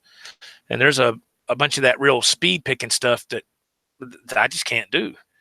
Like that stuff right there kicks my ass every time. I just can't do that stuff. Yeah, get a notepad out for me because. So I work, but that's not my type of music anyway. My stuff is classic rock, 80s rock, and then hair metal and all that stuff. And but yeah, I mean, people like Tyler Larson and other, all these other guys, their income is YouTube. So they put up a video every day at a certain time every day. They're consistent. And those guys, I don't know what would happen if I don't know with I don't know how that works with the guitar aspect of YouTube. I have no idea. I don't know. It's a good question. I don't know. I'm not a YouTube expert. I'm not an expert on anything. I just know what I like to do, and I don't make nothing, which is fine because I have a real job that pays my bills. And so if YouTube stays or it goes, it's not going to hurt me either way, Right. But I think sooner or later, I don't know if it'll be 10 years from now, if it'll be 15 years from now, if it'll be 5 years from now, I don't know. But sooner or later, there's going to be something else that's going to compete with YouTube. It's just a matter of time. There's always something to compete with what's already up top. There's always going to be competition, and YouTube has been the kingpin for a long time. So sooner or later, there's somebody working behind the scenes. There's a company somewhere that's working behind the scenes that's going to compete with YouTube. And if YouTube keeps doing all the major changes that they're doing and demonetizing all these big channels and taking away their money, if this other company creeps up, then all these people are going to go over here. And I don't know what's going to happen there. I don't know, but it's going to be interesting to see how that goes down. Well, it is. It's going to be very interesting. But I just want to rewind a minute too and talk about Tyler Larson a little bit more. Sure. I want to hit on his lessons too, because I also in the past purchased. I think I purchased his rock guitar techniques, which was if I could recommend one, that would be one to get. Because you're just learning a simple trick or something. And I think the other thing I realized is all of a sudden, a few months later, for him to get more promotion, he had the lessons out on YouTube for free. Then I was like, oh crap, I paid for it. But I wanted to hit on the point that you talked about. So like his lesson, Guitar Super System, So like, let's just say, I'll use triads for example, like 1-3-5 year triads, and first inversion, second inversion, and it was like this 2-minute window, right? And okay, that's great. If you learn those shapes, you're playing triads all over, and that's the same spacing. But the only issue I had with it was that, and he kind of tells you in the intro too, is that you need that certain foundation of theory already. So, because otherwise, like, okay, I know how to do these triads, but I really don't know anything beyond that, or why. So, because that's the only thing where like other instructors like David Wallerman and Steve Stein. I mean, there's some great instructors out there. That's the only thing with Tyler's is great to the point, but sometimes I thought he lacked a little in depth, which he kind of said, you need to kind of have this much knowledge. And I was like, oh yeah, because it's fast paced moving. His lessons like here's 2 minutes, and that's like a month worth of practice in certain things.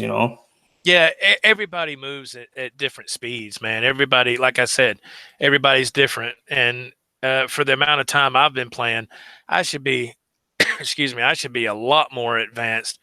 But if you rewind back in my early 20s, I got married. In my first marriage, I got married at 22.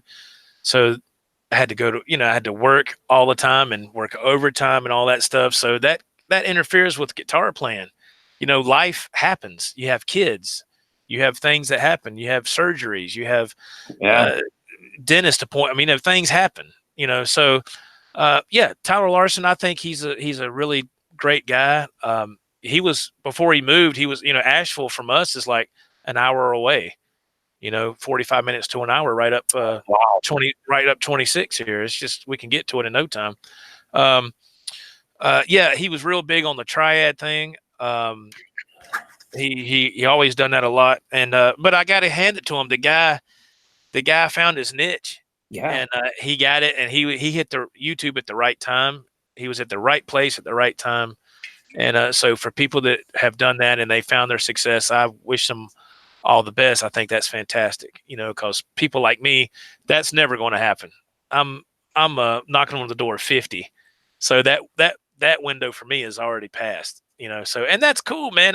It doesn't bother me. I think it's great that somebody is keeping the spirit of guitar alive, like your Tyler Larsons and your Robert Bakers and your, what's that other guy? What is the other guy? He's got a lot of subscribers. What is his name?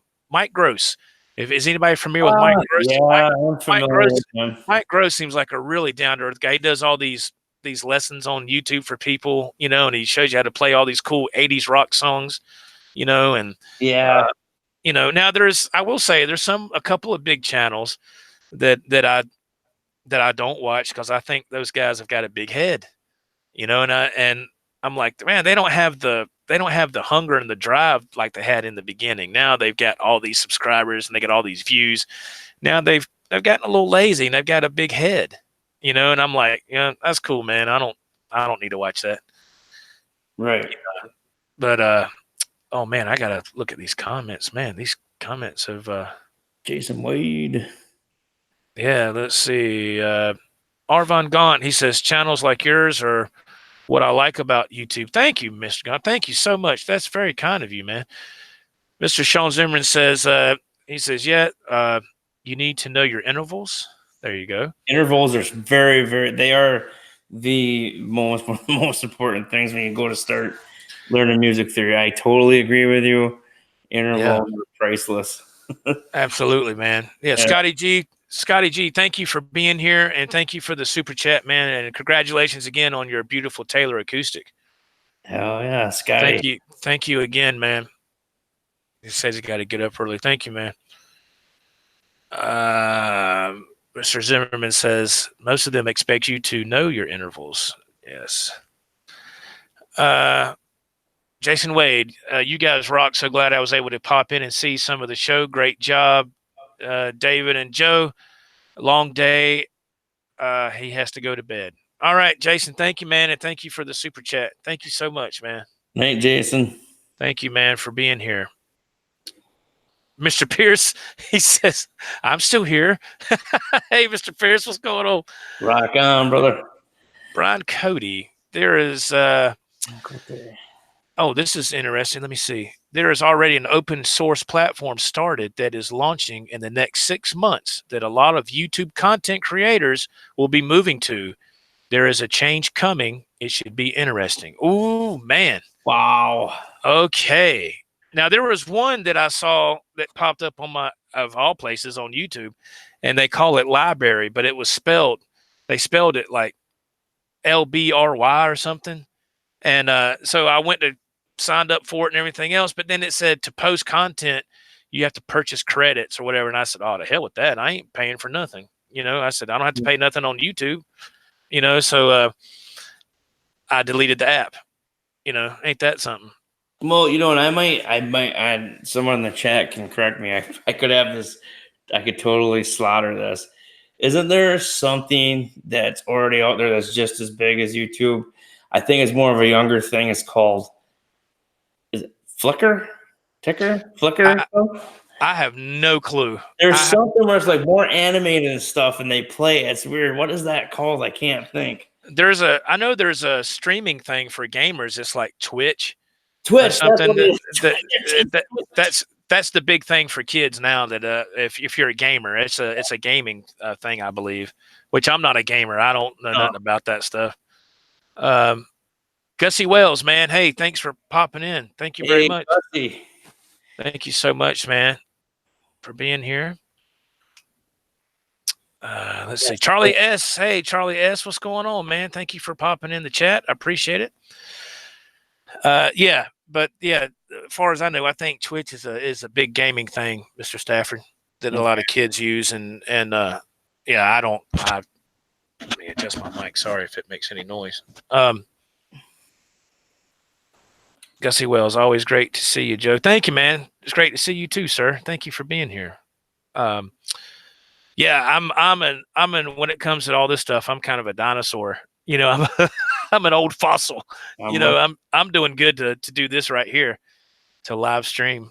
Mr. Parson comments, Twitch is for gamers and other creators. Okay.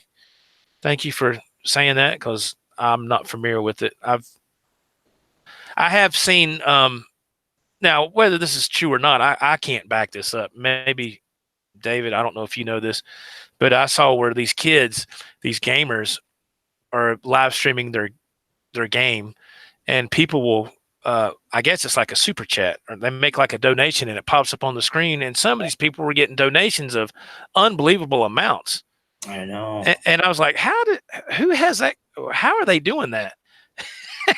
I was like, and the reaction, I think the whole thing was to see the reaction of their faces, because it was just, I couldn't believe it. I was like, that person donated what? And I was like, that is crazy.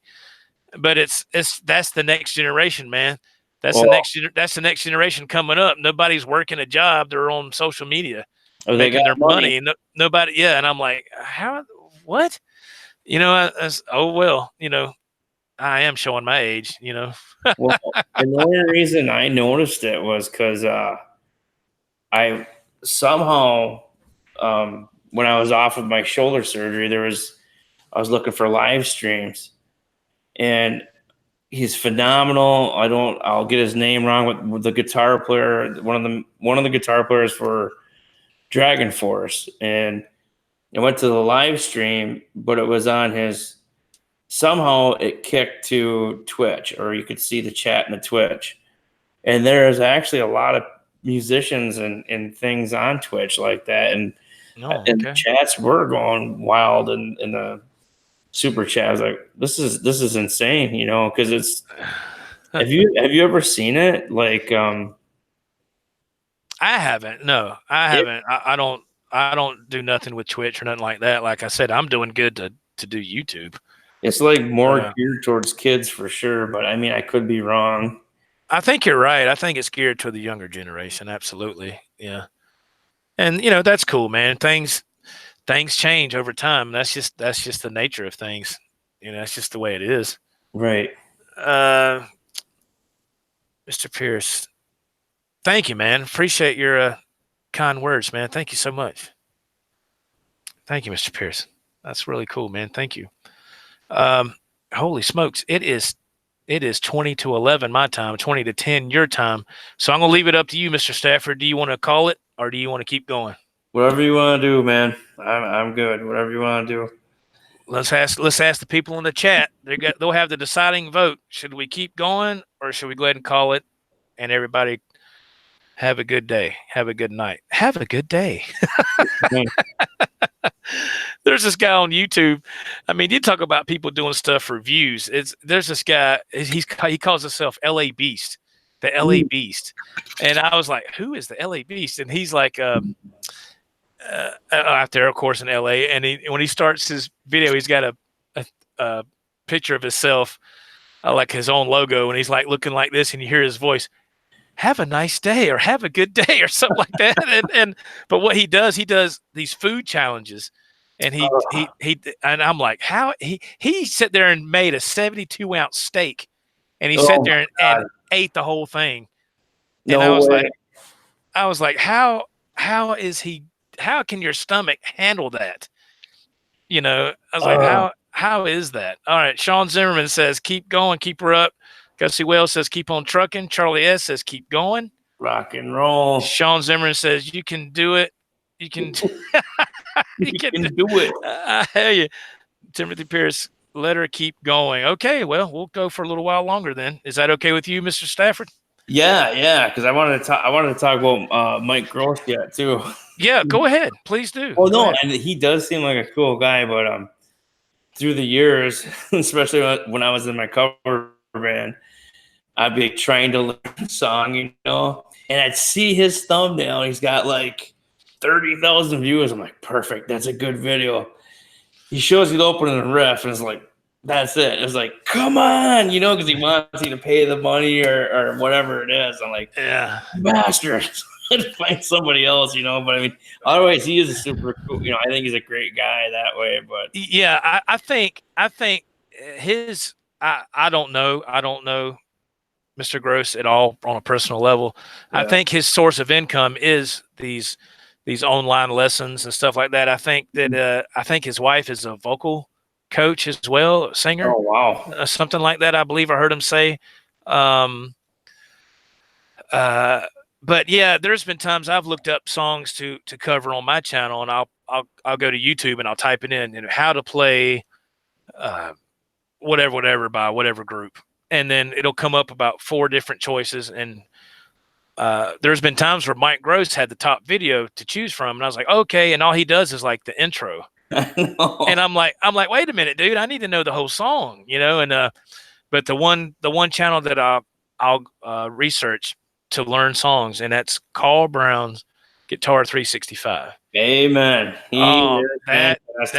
That is the man right there, boy. I'm going to tell you what, my God, you talk about jumping on the bandwagon early for YouTube for YouTube guitar instructional videos. And he was the first one I saw that had the 3 different camera angles, you know, on his video. And I said, man, this guy's got it going on. So he invested that, you know, back then, man, you think about if he had 3 GoPro cameras back then, that's a lot of money. Yeah. You know, and you know, his audio setup and all that, you know, and it's a lot. Mr. Gussie Wells, real quick, he says, Joe, the Father's Day jam with you and your son was fantastic. Thank you, man. Thank you for watching that, man. Mr. Gussie Wells, how do these guys make money now? I don't know. Far as that's a good point, because if you're teaching a song, are you going to get? Yeah, because it's a lot different now, right? Because they YouTube is making things demonetized. Because I've seen a lot of that in the quote unquote guitar YouTube community for, you know, people like these big channels, man, and their stuff's getting demonetized. And I was like, man, you can't even do lessons anymore without getting slapped with a copyright strike or something. They're probably going to sell a lot more private lessons or something. Yeah, I don't know what they're going to do. I guess, I don't know, but to me, there comes a point where it's kind of like, it's like, really? You know, I mean, when I was coming up, that's how you learned to play, was learning songs from other groups, you know, and eventually you would develop your own style. as time went on. I mean, everybody, when you're a guitar player, you're gonna steal licks from your heroes and riffs and all that stuff, and then you might turn them around, twist them around to make it your own. That's just the nature of things, Right. Gussie Wells says, "Yes, David, I was thinking that as well. Private lessons. It could be. I'm sure some of these guys probably do like the Skype lessons or stuff like that. I guess I don't know. Well, if I had to guess, they're going to keep pumping out that cover stuff because that's what brought in all that traffic. And even though, yeah, I think you're right. I mean, it's just and I don't mean, and again, I don't say this to be rude or anything like that, but that's why I'm glad that what I do here is just a hobby. It's just for fun. It's not like, for me, it's not like a sink or swim scenario. Yeah, that'd be scary.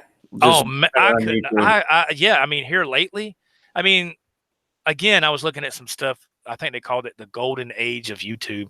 If you were on YouTube, like I think it was like 2000. When did YouTube start? What was that? When did YouTube come out? Was it 2006 maybe? I don't know, maybe somewhere 2006, 2007, something like that. They said if you was on that golden era, I don't know if it was like 2010, 2012 or something like that. If you got on there then and was doing videos and all that stuff, and man, people were making some bank. They were making some bank, man. And but now YouTube had got smart to all that stuff, man. They started making all these different changes, and where people couldn't make that type of money no more unless they had to do a little bit more of this and a little bit more of that and a little bit more of this. They kept raising the bar for creators that are depending on that money. You know what I'm saying? It's kind of like they're dangling a bone up, come get it, and it's like, man, golly, what do you want people to do? Right. And I should have knew that, because as soon as I got into YouTube, of course, everything would have got tighter. I mean, that's par for me. He was just trying to climb, so it's like, yeah. Oh yeah. I should have known that was going to happen across the board too, Yeah. But I know, man. Like I said, it's still fun to do, and I'm not doing it for the money because, well, sure, if you ever got big enough to get the money, that's great, but I don't know. Something tells me it doesn't last long, though. Yeah. I mean, let's say that your channel takes off. Let's just do a scenario here. Let's say within the next year or two, your channel takes off. You have, 100 to 200,000 subscribers, or however many you want to say. Mm-hmm. Well, I don't care who you are.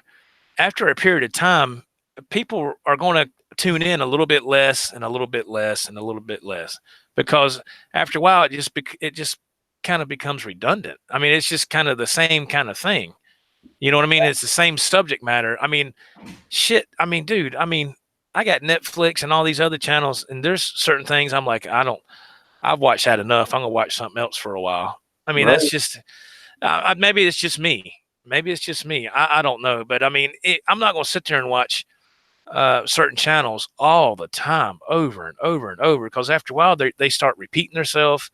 Things start to get old, and like, man, he talked about this 2,000 other times, and when's he gonna do something different? And it gets to a point where you really can't do nothing different because you've exhausted all your ideas and your avenues. I mean, for whatever subject that is. Pardon me, real quick. Brian Cody, he's signing off. He says, "Great show, folks. Bedtime for me.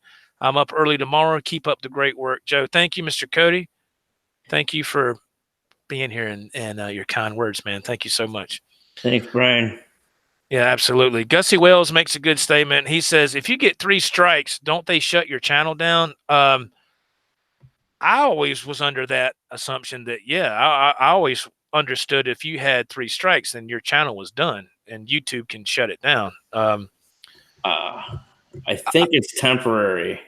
Is it temporary? Okay. See, I was watching a tutorial on it, and they said the first 3 strikes it shut down for so long. Oh, is it? They won't live stream or this and that or something. There's weird rules to it, I think. Okay. Yeah, I don't really know. Hey, Johnny Bean, what's going on, man? Johnny Bean pops in, says hello. Johnny Hey, Bean. man, what's going on? I don't know. I'm not sure how that works with YouTube. If you get 3 strikes on your channel, I don't know. I have no idea. Maybe some other people can confirm that as well in the chat. I do not know. I do not know.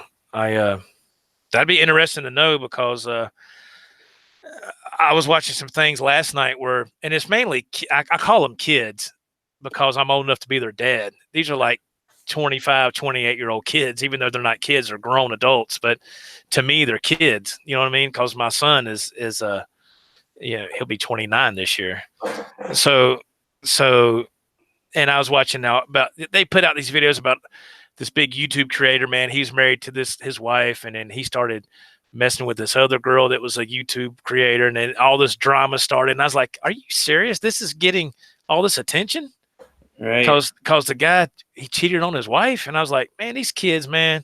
And it's just drama. Everything is so much drama. That's what I can't stand. And I cannot watch anything that's anything to do with drama. I mean, I'm talking about real life crap. I'm like, I ain't dealing with that. That's just stupid. Right. I done been through enough of that in my earlier years in life. I'm not dealing with that crap. You know, and there's plenty of those people on YouTube as well.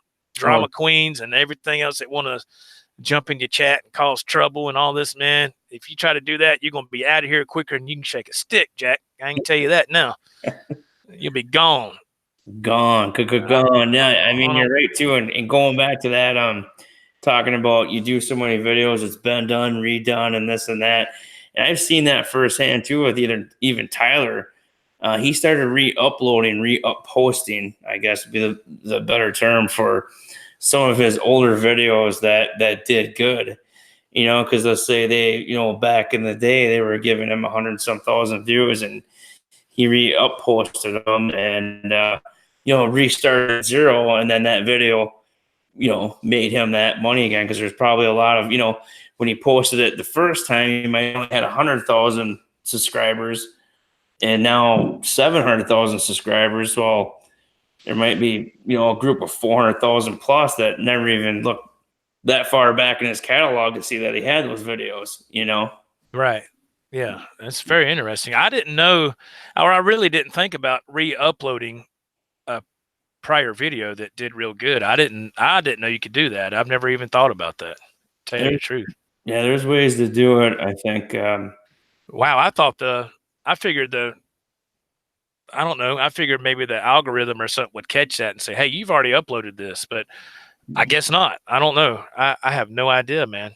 He's actually, yeah, he did it. And I've seen some other people do it too. And I think it comes down to the simple, maybe he did change maybe some details in the description, maybe not. But I mean, obviously, like, the video is saved in your computer, and you just, you know, maybe just re-upload it, or I don't know if he got rid of the old video and then took it out of like his wherever he had it saved and re-uploaded. I don't know. I was about to say it might have been something that he deleted. We have a conflicting report here from Johnny Bean saying YouTube will not let you upload the same video that's already on your channel. So he says, if it has added footage, it is okay, but not the same original video. I bet you in Tyler's situation, because his videos are so high production, there was probably edited scenes he could add and take out from when he did it. I'm just guessing. It probably is. And again, a channel like his editing is fantastic. Can you imagine the hours he put into editing his videos? Mm-hmm. I mean, with all the jump frames, or whatever they call it, jump shots, jump frames, and different angles and all. Oh my God, man. I do good with just one camera. I couldn't imagine having 3 or 4 cameras set up, you know, and putting all that together. I would just, oh man. Yeah, I think Tyler's like 28 or 30. So I mean, just growing up, you know, a decade plus younger than me makes him so much more tech savvy than. Oh yeah, he's actually yeah, like you said, tech savvy. I mean, he's put his time in. He knows what he's doing. That's what I was very impressed with people like him on YouTube. I was like, man, how did he learn to do all this stuff? Because I'm a truck driver, so I'm always looking out a window, holding the steering wheel and looking at traffic and making sure I don't have an accident. So I'm always in like a bubble. Right. I'm always separated from what's going on in the world around me, because I'm always driving at night. I'm away from everything. And I know that sounds weird, but it's like you're by yourself all the time. So it's almost like being in solitary confinement, but you have a view, so so a lot of stuff that comes in tech wise and all that, I don't even know about unless I see it on YouTube or whatever. And I'm like, what is that? Because I'm so busy working, Right. Yes, absolutely. Let's see. Gussie Wells, it's a full-time job for those guys. Absolutely, it is. Mhm. It is a full-time with all the editing. I agree. I Yeah. think some of them get small or big production teams, and like David Wallman, who's a good teacher. He works with uh jams, something guitar jams, and then he's moving into another studio. So they have people helping them too. The bigger they get, I believe. But Yeah. they got the best gear and software. So Yeah. Yeah. I mean, if you want to, my father always said this when I was younger, it takes money to make money. I mean, true. you got to have money to invest. You got to have money to have the right tools. I mean, and that's the truth, Right. the stuff I operate with is on a very small shoestring budget. So that's why my picture probably looks a little fuzzy, and David's is, his is crystal clear, and I'm running on a low bandwidth internet connection over here, but we're still able to communicate with everybody, and we have fun. That's the main thing, having a good time. Yeah, I mean it's been really smooth, hardly any glitches, and this web camera is like the 920 logic, and with this iMac, I can't even zoom in or out or focus or nothing. And surprisingly, it's doing really good. But otherwise, like 95% of my videos have been done with my um, S7 iPhone. So That's okay. That's all oh, right. I mean, it's amazing how great the video quality can look with a fairly new smartphone. I mean, it's incredible what you can do. And I don't know if anybody is familiar with this app I'm about to say. I got it on my smartphone. If I actually shoot videos on my phone and I want to edit videos on my phone, it's an app called, I think it's pronounced Kine Master, Kine Master. And I think for a year, to use it for a year, I think it was like $39.99, something like that. But it is the best video editing app for your smartphone that I've ever experienced, and that's another reason why I got the green screen. I can set up my smartphone on a tripod and shoot video, and I can go back on that app on my phone and incorporate a picture in the background with the green screen. Now I can do it with the camera I'm using now, David, which is the Zoom Q8, which we talked about that earlier in the week. yes, yeah. That's what I'm using right now for a webcam. But yeah, I'm still learning with the green screen and all that, and things are getting better. It's just like anything else, it takes time. It might take me a little longer than somebody else because of my schedule with work, but eventually it's getting smoother and it's getting better, and it's fun. I enjoy it. I don't know. It's just my way to create, and share with people.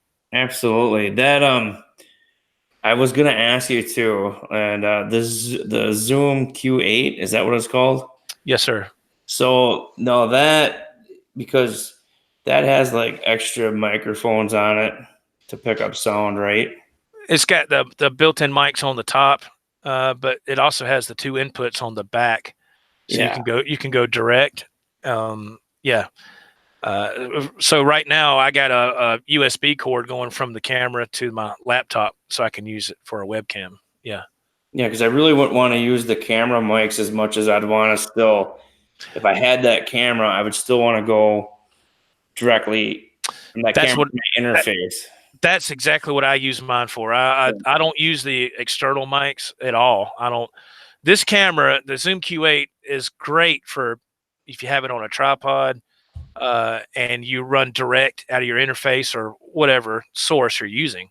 Mm-hmm. It's great for that. But if you hold it in your hand and you want to like shoot a vlog or something, you you're wasting your time, because the mics and stuff that are built on here are so sensitive. It's going to pick up all the noise from it, the camera being in your hand, and all this other surrounding noise that you wouldn't think it would pick up. So Right. the camera is great. It's made for musicians. That's what it's designed to do. It's not a vlogging camera. It's made to go direct. And from what I understand, you can go direct and use the external mics at the same time. From what Hmm. I understand, you can do both. I don't do that. I don't think I I would. use. I don't do that. I like to go just direct, so I don't have any outside source, making noise, or like the dog barking or whatever. If it's thundering outside or something like that, I'll always record direct on everything I do. That way, you Yeah. get the best audio quality possible that you can get. Yeah. I see Gussie Wells. I think he's referring that to me. David, are you using the Helix? I do not use the Helix. I have a Spider Line 3 underneath this desk right here. And I used to use that all the time when I was in a band for learning covers. I'd have the YouTube video going, but I'm going through my Randall half stack with a SM57 microphone, and that's ran right into my Focusrite Claret interface. And I'm still using my old junky pedals, the Metal Zone, which I think I have dialed in pretty good. I got Crybaby Chorus and the DD6 delay, and that's but no, the Helix. I think the Helix does sound sweet. And then like if you watched my video for the 65 Jaguar review, I wanted to get that surf sound right. So I looked into Logic Pro's list of plugins, and I picked an old Fender amp and the reverb. So sometimes for certain videos or certain tones, I can get a fairly good sound. And you can also build an amp, and it's hard to get the tube sound if you like tube sound like I do. But Oh yeah, I love it. Yeah, yeah, no Helix, but I think they're really cool. that's awesome. Yeah. Dave, I'm sorry. Yeah, Mr. Stafford, Gussie Wells wants to know: are you also using a Helix? Yeah, and that's what I was just referring to. I don't use the Helix, so Oh, I I'm use sorry. my pedals instead.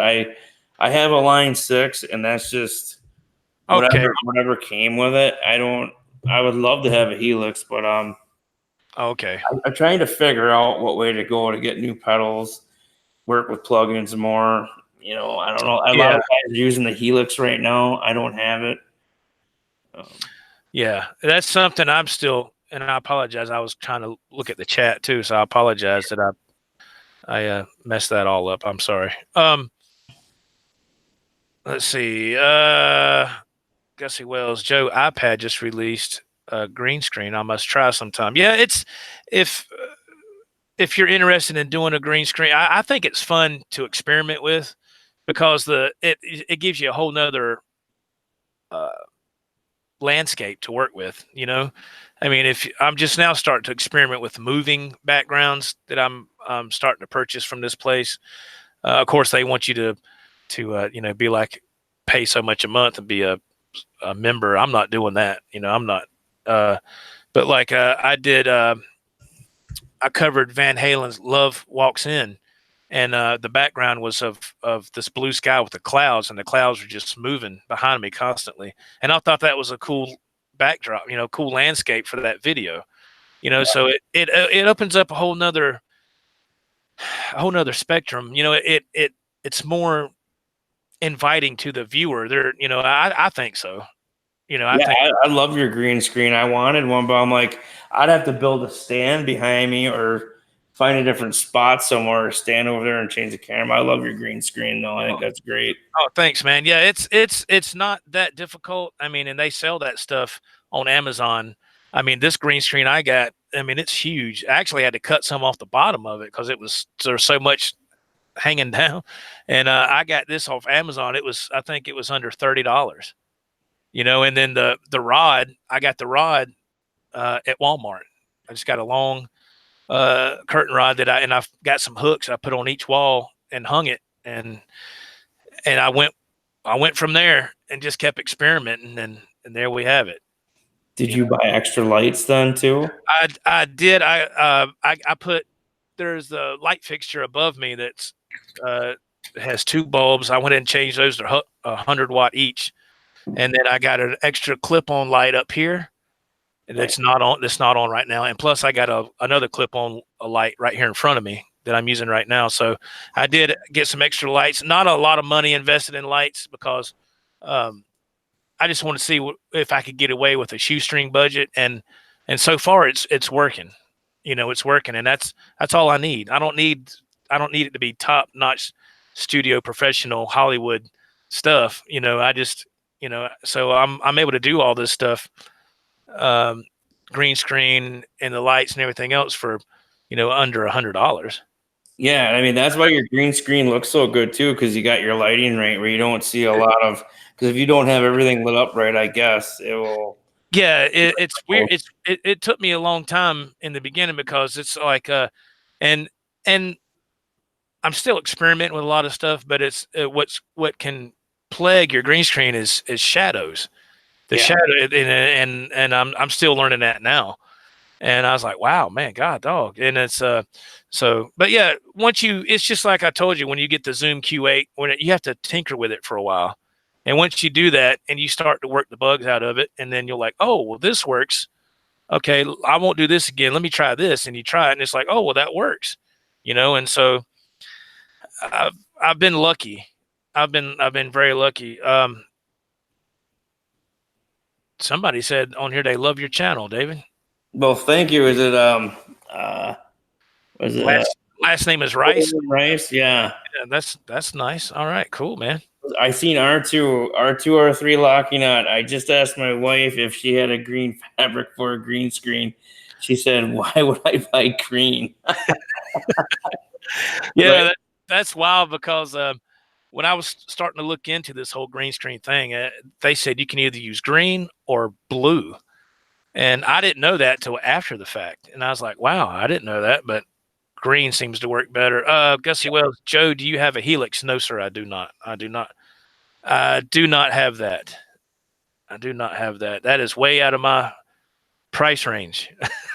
That's whew. Well, it's not only that too. Like if I get a Helix, I have this little $150 line 3 Spider 3 line 6. Like, I mean, the chat can correct me if I'm wrong, but I can't just hook a Helix up to my Randall stack. It has to be, correct me if I'm wrong, I'm sorry, it's got to go to a solid state line 6 amp, right? Or am I wrong? I don't know. I don't know. Yeah. I couldn't tell you. Expensive. Yeah. Oh, yeah. Thank you, Mr. Wells. I appreciate it. Bobby Clifford chimes in. He says, Joe, I see Gussie Wells is just 5 subs away from 1,000. Wow. So give Gussie Wells a sub, y'all, and help him get to 1,000. Heck yeah. Help everybody get to 1,000. Yeah, let's yeah, subscribe to David Stafford and other people, man. Let's help each other out. That'd be fantastic. I think YouTube has made it so hard for anybody to get to 1,000 anymore. Yes, it is. It is. Thank you, Mr. Pierce. I appreciate it, man. Yes, Poo Ninja shadows and shines. Yeah, man. I'm telling you, man. Timothy Pierce, Yamaha THX makes a great amp. I do not endorse it. Oh, absolutely. I totally agree with you. I love my Yamaha THR 10X. Yeah, absolutely.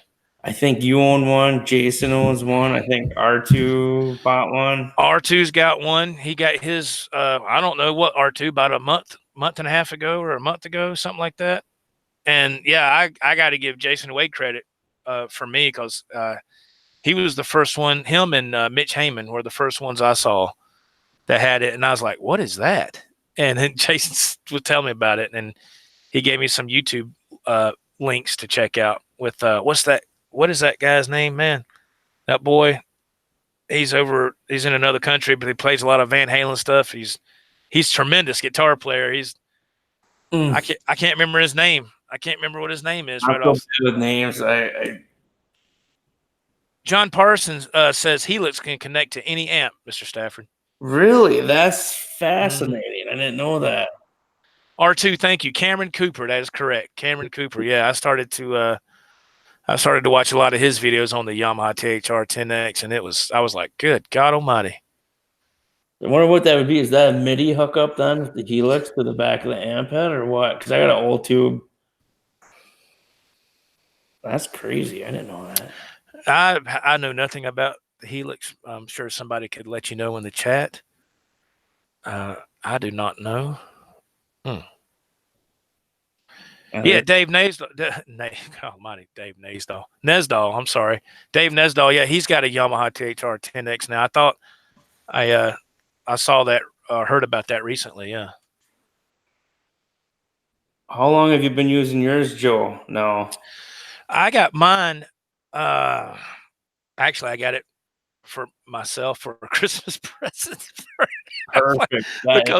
because I mean, I'm not trying to be funny, but you get asked, what do you want for Christmas? I'm like, well, do you really want to know what I want? Because I don't, I can tell you what I want, but it's, people aren't going to know what I'm talking about because there's no other musicians in the family, right. So, and I'm like, well, I know what I'd like to get, so I like to get this, and so I got it to me from me. I guess it was last Christmas, and I got the Yamaha THR 10X. I got the Fender Butterscotch Blonde and the Zoom Q8. I got all three of those. That's a good Christmas, man. in one delivery. So it was like, I was like, oh crap. I was like, uh-oh. But as you see, I use them all the time. I mean, the stuff I get, I'm using, to help with my tone, to help with my the quality of my videos. I mean, it's stuff that I use. It's not something that I go ahead and just throw to the side. Oh, yeah, this is nice, and don't ever touch it. Now, here's something that came today. I showed you earlier, Mr. Stafford, but nobody else has seen this. This right here, it's called the Ernie Ball Power Peg Pro. I want you to look at this right here. It looks like a handheld drill, right? But as you see right here, that's for your tuning keys for your guitar. And you just turn that switch right there, and you press the button, and that sucker starts to spin, and it go ahead and turns your tuning keys real quick. I got it off Amazon, $29.99. Amazon, Amazon.com. Because I was like, I need something that I don't want to use that little crank tool, that everybody has. I have one, but it's like, I'm just not fond of it. So forever, I was just doing it by, twisting them and all that. And I said, they got to have a motorized version of that. And sure enough, they do. And leave it to Ernie Ball to come out with something cool like that. Flat frets, man. Is that, thank you for being here. Is that you, Showman Blues? Is that you? I want to say, I think that's, I can't remember. I want to say that's Showman Blues, and he had to make a different account temporarily for some reason. I can't remember. I don't know. Does it play a pound cake? Yeah, you could probably put it on the pickup. You could probably do that. That's a good one, R2. Yeah, absolutely. THR 10X is awesome. Easy to interface. Yes. Well, it's portable too. It's really portable, right? Like it's easy to pick up and take. Yeah. I mean, now the THR 10X. Now, I was always told that you can't hook it up to like a cabinet or something because the impedance is different. You know what I mean? So you would end up burning that little thing up. You can't hook it up to a cabinet or something. Right, but if you were going out of town for work and you wanted to work on a YouTube video cover or whatever, you can take that with you to the hotel and hook it up to your phone, right? And work out that way with like headphones on. Yeah, I'm sure you could. It's like one of the features. If you have the Yamaha THR 10X, you can play it.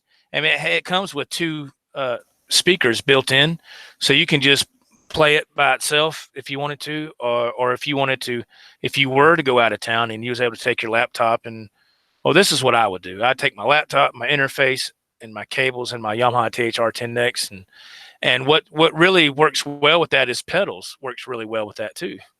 It works. Pedals work really well with that thing, and I didn't think that would. I didn't think it would work, but I was wrong. It works very well. That's cool. How loud does it get? Pretty loud, or? Well, I mean, for what it is, the two speakers that are built in, it gets pretty loud. I was impressed for what it is. It has a decent volume. Yeah. I mean, it can get pretty loud for what it is. I was like, wow, I didn't think that little thing could get that loud. Yeah. I think R2R3, and I think everybody that I know that owns one's happy with them. I'm very happy with mine. I would absolutely, if somebody was curious about it and they wanted to play with that kind of tone, with the rock, harder tone, I would definitely suggest the THR-10X. I would suggest that all day long. I'm very happy with mine. I was totally shocked because, see, before I was using my Boss Katana head to go direct, which was okay at the time. But then when I got the Yamaha THR-10X and I went direct with that, oh man, this can't hold a candle when you're running direct. When you're going direct, sure, it can't hold a candle to the THR-10X. It can't. The tones are so much more cleaner, and plus it's designed to run direct. That's what it's made to do. Right. And oh my God, now I was just like, man, when I got that thing, and I told Jason, I said, man, thank you so much. Thank you so much for letting me know about that thing, because you just saved the day, man. He did. He saved the day. Flat Fret says he's got one of those. Oh, the Ernie Ball Power Peg Pro. Okay, cool. Awesome. Yeah, it is Showman Blues. Okay, cool, man. Oh, your account got locked out? Oh, no. Oh, man. That's a bummer. Oh, man. I didn't know that. Wow. Dang, man. That's crazy. But so yeah, it's a lot of fun doing this, man. And now this is great. Like I said before, it's great going into the cabinet, the PV cabinet. It's fantastic. And I retubed this last year, and it sounds fantastic. But for this to be a solid state amp, oh man, Boss knocked it out of the park. I'm very happy with mine. If I had to go do a gig, I tell you what I'd love to have. I don't know if anybody has seen this. I'm sure you have, in this little community. But, Harley Benton, we all know, is from that company, Toman or whatever. And they also make these cabinets, these 412 slatted cabinets.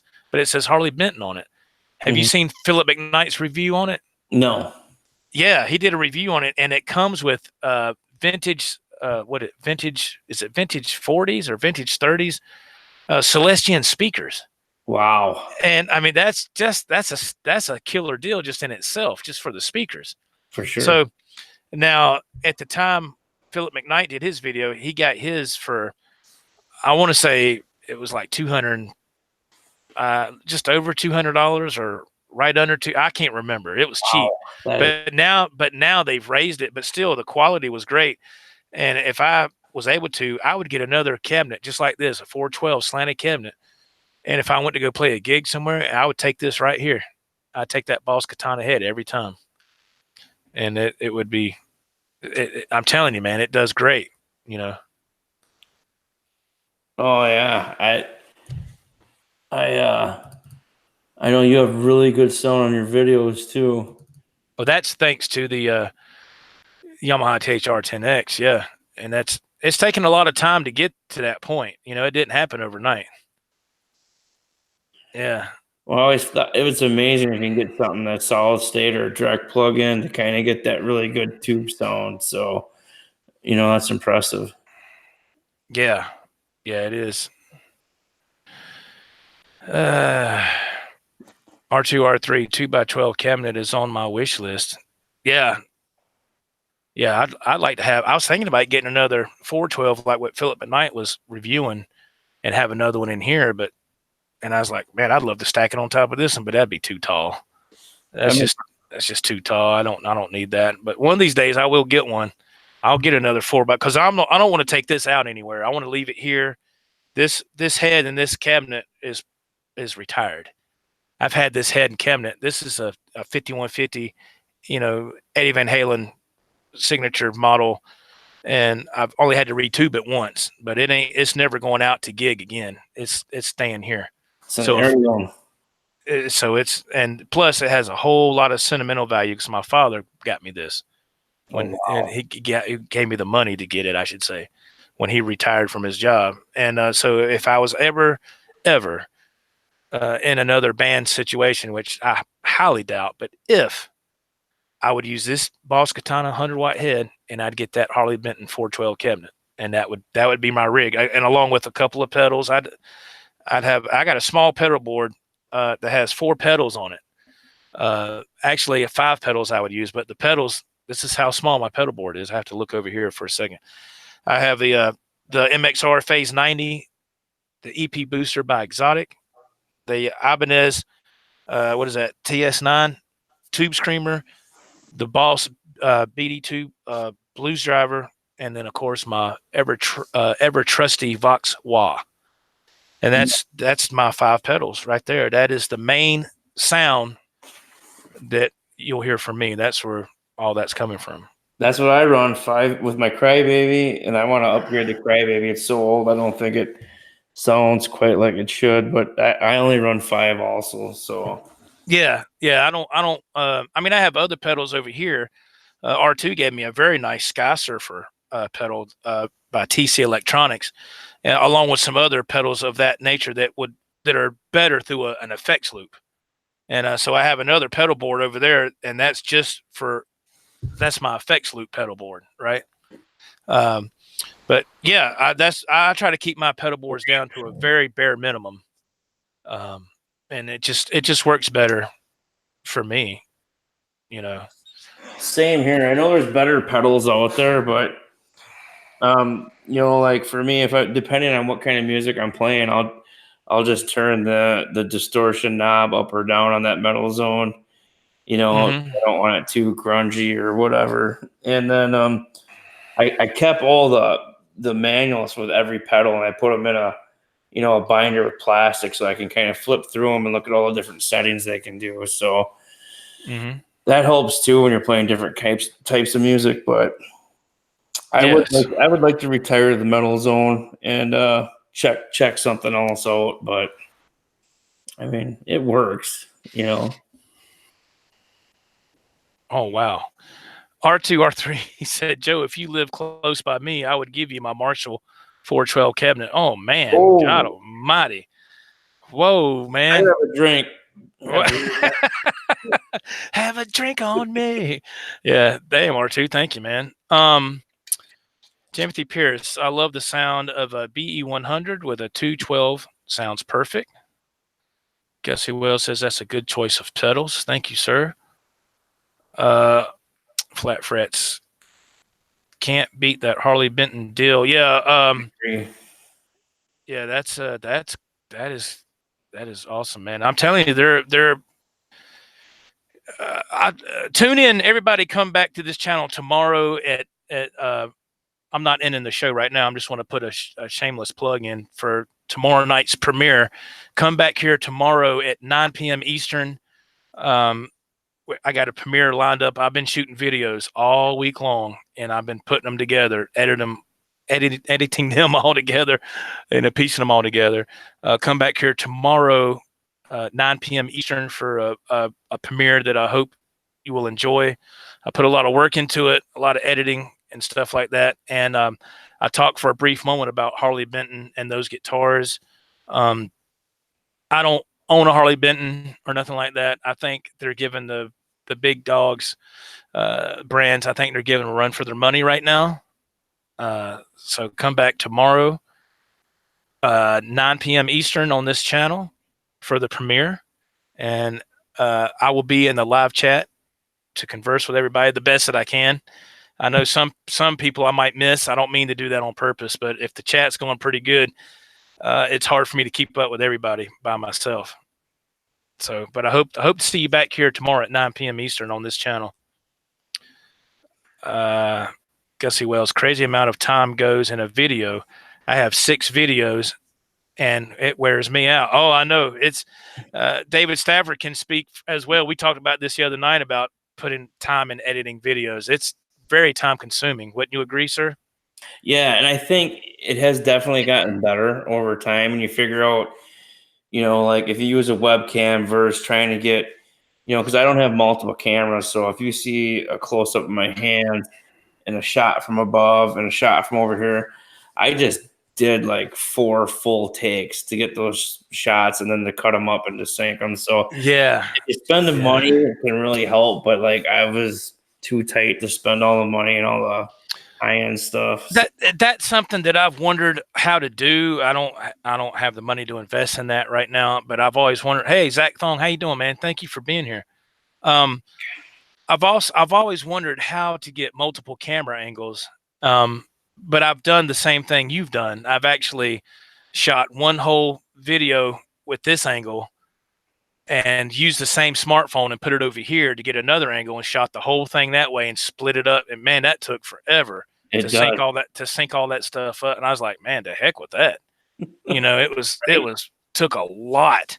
But I heard that there's, if you have, now I don't know if they have this available for smartphones or you have to have some other kind of cameras, but I want to say there's a special kind of adapter or something that you can plug in your cameras and do this one thing, and you can kind of go back and forth from camera A to camera B, and record that onto your, I guess, I don't know, whatever video editing software you're using, so you don't have to use different takes like that. What does that come like with, like a foot switch or something you can hit and it'll go from camera A to camera B? And I think there's a couple different things. I'm friends with one person too. I can't think of their name, like over in Japan or whatever too, where you can buy like a GoPro tree where there's 4 different cameras and it's all filming at the same time. But you got, you can adjust them how you get all 4 of your shots at the same time. So there's that too, Yeah. Yeah, I've always just, like I said, it's always made me curious on how people do that, and just to do the little bit of video editing that I do, just to dabble in it it blows my mind because there's a lot that goes into that stuff. So my hat's off to the YouTube creators that put a lot into their videos and the editing and all that. It is a full-time job when you get to that aspect of things. It's really tough. I think the more important thing too is that, like with your videos, Joe, I mean, I'm totally blown away with the sound, the tone that you get, because that has been such a learning curve for me with the YouTube, because what I hear in the studio is totally different than what I get when I record. So, I figured out one trick for me was I'm actually using more delay than I normally would, and after I record it, it's coming out good because of the compression of YouTube and stuff. And like every time I watch one of your videos, I'm like, your sound, your tone is just, it's off the hook, and it really is. I appreciate that, man. Thank you so much. Send David a $1,000 gift card. Get that in the mail for me. Thank you. Yes, appreciate it. Really, you R2, really nailed it, man. You really did. R2, send him your cabinet. No, yeah, send me. No, thank you, David. That's very kind. I really appreciate it. That's very humbling, man. Thank you so much. That's very kind of you to say. Yes, we talked about this also in some WhatsApp messages. I am a firm believer of using effects on my guitar tone. I'm a firm believer in using chorus, delay. If I don't use delay, I'm going to use some reverb. I'm going to use something. That's what those were invented for. You're not going to, I've had, I can't remember who it is. Somebody has asked me a few times, do you have any acoustic guitars? Yes, I have 3. But I don't hardly pull those out because I can't rock like I want to on an acoustic. I can't rock like I want to on a guitar tone that's cring, cring, cring, that's real clean. Right. If you want to do that, that's fine. That's your business. That's fine. But not this boy here. I'm going to turn it up, and I'm going to, in the words of Twisted Sister, man, I want to rock. Exactly. I'm going to jam, and I'm going to crank it up to 11, and I'm going to rock the damn walls off this damn place. That's what I want to do. Hell yeah. You know, that's just me. That it doesn't. That's just my 2 cents. It doesn't mean anything, but that's just what I like. You know. Well, I think So it's the right way, I think, because I mean that's what you like, and then you've capitalized on that tone and the sound, and well, if it's that's a good thing. If it's what you like, then it is the right way, because that's what you're the one playing it, and you're the one that's got to be happy with it. So if it's what you like, then it's the right way. You know, not everybody has the same color of car. Not everybody has the same type of car. Not everybody likes the same type of food. The food, you know, it's just different strokes for different folks, man. But for me, I want to rock, man. You know, and that's just the era I grew up in. You know, same here, man. Same here. I mean, yeah, I like to play a little blues stuff and something that's kind of laid back from time to time. But for the most part, I want to jam. You know.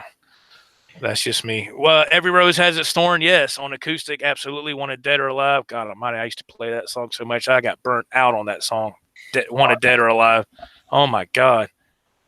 Oh, play that. I gotta relearn that song. That's a big favorite at camp. I would have to relearn it too. But back in the day, man, I played that. Oh my God.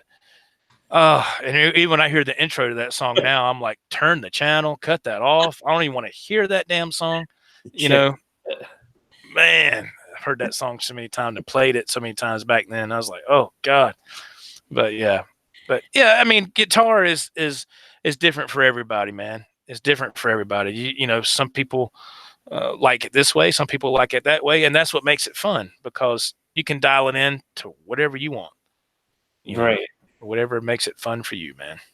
That's what I still haven't completely understand. I'm still trying to figure out, you know, like quite get how I can have it sound in one way here, and then, you know, like if I think it sounds good here with delay and I record it, it's like what happens in my delay, you know what I mean? So what are you coming out of, and what are you going into? I'm like, I got my SM57 in front of the speaker, and it's going into the front of my Focusrite Claret, yeah. And then I got a Thunderbolt connection, so it was supposed to stop a lot of the latency. And part of the issue too is just because of the, you know, so I've kind of like overshot my delay to get it right, but it's kind of been, you know, trial and error. Like, okay, that sounds all right there, but when you're sitting here, it'll annoy the hell out of you. So you isolate your amp or turn it down to a different level so you can listen to your mix that's going to be on YouTube. It's kind of goofy. Okay, I understand. So what I think, I mean, I'm not an engineer by any means. I'm just telling you what I do and what works for me. But if you decide to get the Zoom Q8, remember we were talking about going direct? Yep. And that is the major component for what helps me. I don't use a microphone or none of that. I go direct. And I think that right there is going to help you a lot too. Yeah. With what you're saying, with you say it sounds one way, but then when you go to record it, it sounds a little different. I'm guessing. I want to say because you're not going direct. You know, now, you know, back in the day when they recorded albums, they had mics in front of cabinets all the time. They didn't go direct, but it's just for me, when I go direct, it seems to work better. Right. Now, you know, I don't know, but I think if you get the Zoom Q8 and go direct, I think not only will you see an improvement on your sound, you're going to see a big improvement on the time in editing your videos, because I told you about how much time it saves. Right. It saves a whole lot of time, man, because you're recording your audio and video in one shot. You're not recording your video, you know, on one thing and then your audio on another, and then having to sync all that together. You don't have to do that with the Zoom Q8. You get it done in one shot. Yeah, so that could really work out. Gusty Wells wants to know, have you guys tried using ribbon mics? And I have not. No, but I think they're great. And that's the other thing I was just going to mention too to Joe. Is the other thing is, I know in some studios they won't, you know, I have one little SM57 where they'll use 2 to 3 sometimes. and different type mics to capture a certain sound too for recording. So it could be as simple as adding another microphone too. But well, yeah, like I said, it could be. I mean, experimentation is always always a good thing, no matter what, until you finally get, your ears won't deceive you. When you get that right sound that you've been looking for, you're going to know like that. You're going to know right away. right, You're going to be like, oh, that's what I've been looking for. That's what happened to me. right. And I was like, man, finally, Jesse Wells, David, this might be more of a question for you. He says, can you briefly explain direct when using Focusrite and GarageBand?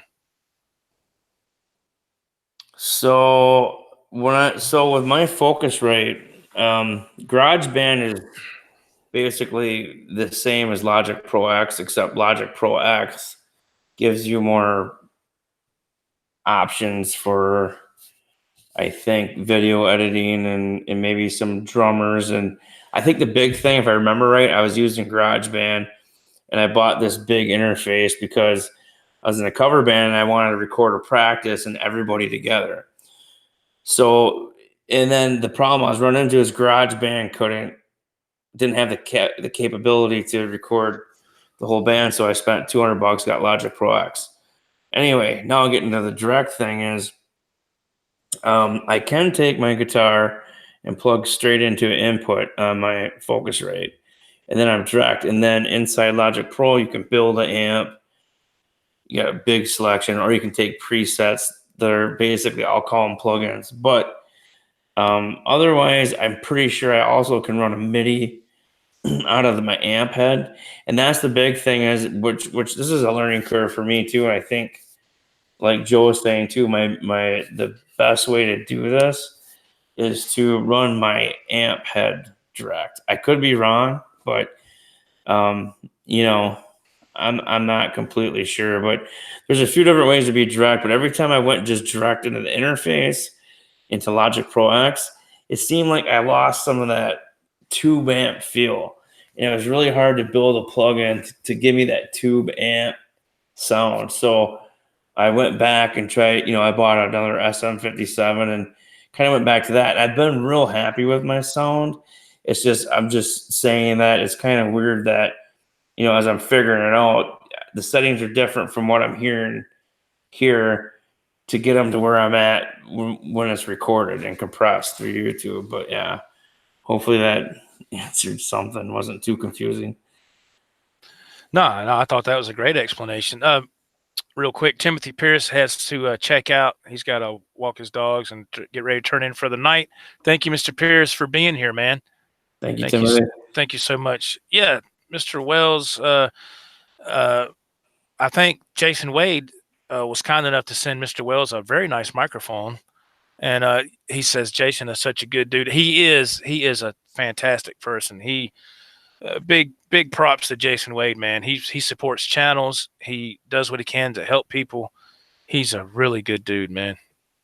Really good dude. Same with R2R3, and I know just about everybody in this chat too. Everybody in this chat, absolutely great guys. Yes, R2. Everybody is fantastic. There's somebody's wanting to know if they can email you. Mr. Wells wants to know if he can email you, David. Sure, absolutely. I screwed my email up earlier. Let me find it for you so I don't screw this up. I think it's dstaff009@gmail.com. Yes, that's it. It's a D, the letter D, and then staff, STAFF 009@gmail.com. Correct. And I believe that's his. You can type it into the chat, Dave, if you want to, if you feel like doing that. Absolutely, I'll do that. Okay. He said he'd like to email you about something. So there you go. That's pretty cool. Absolutely. That's awesome. Thank you, everybody, for being here and communicating with us through the chat. Thank you so much for taking the time out of your evening to be here. I really appreciate it. And again, a big shout out to my co-host who couldn't be here, Rockin' Dave Byron. He's doing a gig tonight. So, yeah, Rockin' Dave, I hope everything went well for you, my friend. And we'll probably be back. We'll probably be back next Friday. Maybe I got to check with Rockin' Dave and see how his schedule is. But as we discussed when we first started, before we started the show, he said, "Now you know that I do gigs, sometimes on weekends." And I said, "Man, I totally understand it. It's not a problem." So, and that's what I admire about him too. He's still doing it for the love of playing music.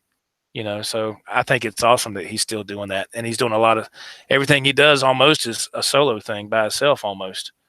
If it's not, then it's just him and his friend Mike, and they do the duo. Which is very cool. He's living the dream, man. He's from Chicago. He retired.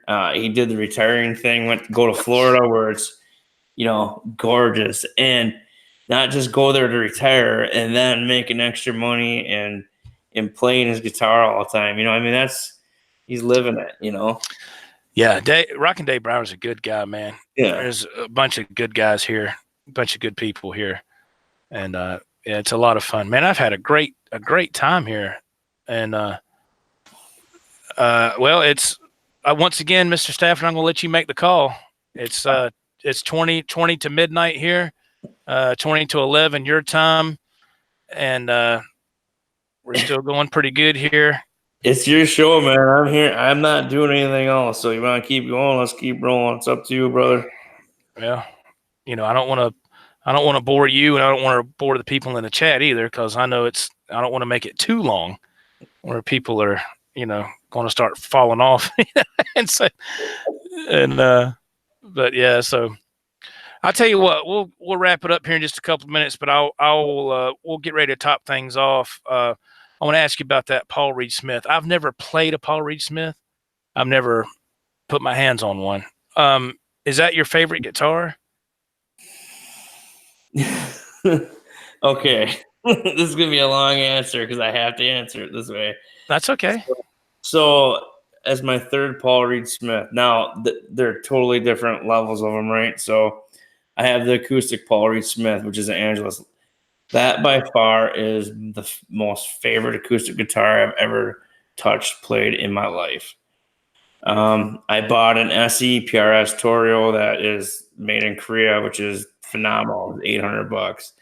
What I didn't like about it was the actual fret widths and the neck. I don't have the specs, guys, but it was actually it was pretty big. And then the spread was a little, but I got used to it.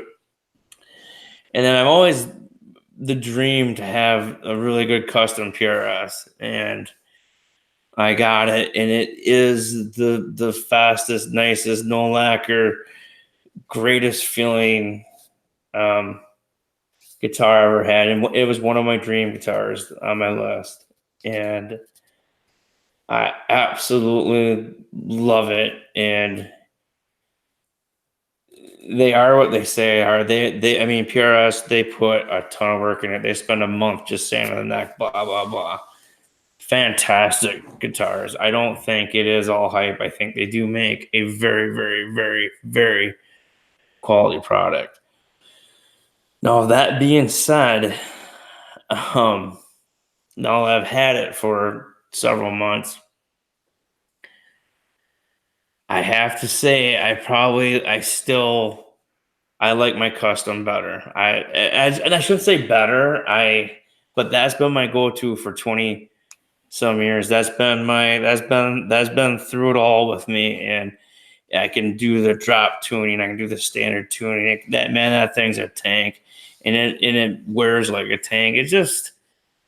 It's not about the name. It's about the guitar itself. And it could be just because that's more home based to me, but absolutely love PRS. And I can't really say one over the other than I probably am favoring Gibson more. My next guitar will be another Gibson, not a PRS.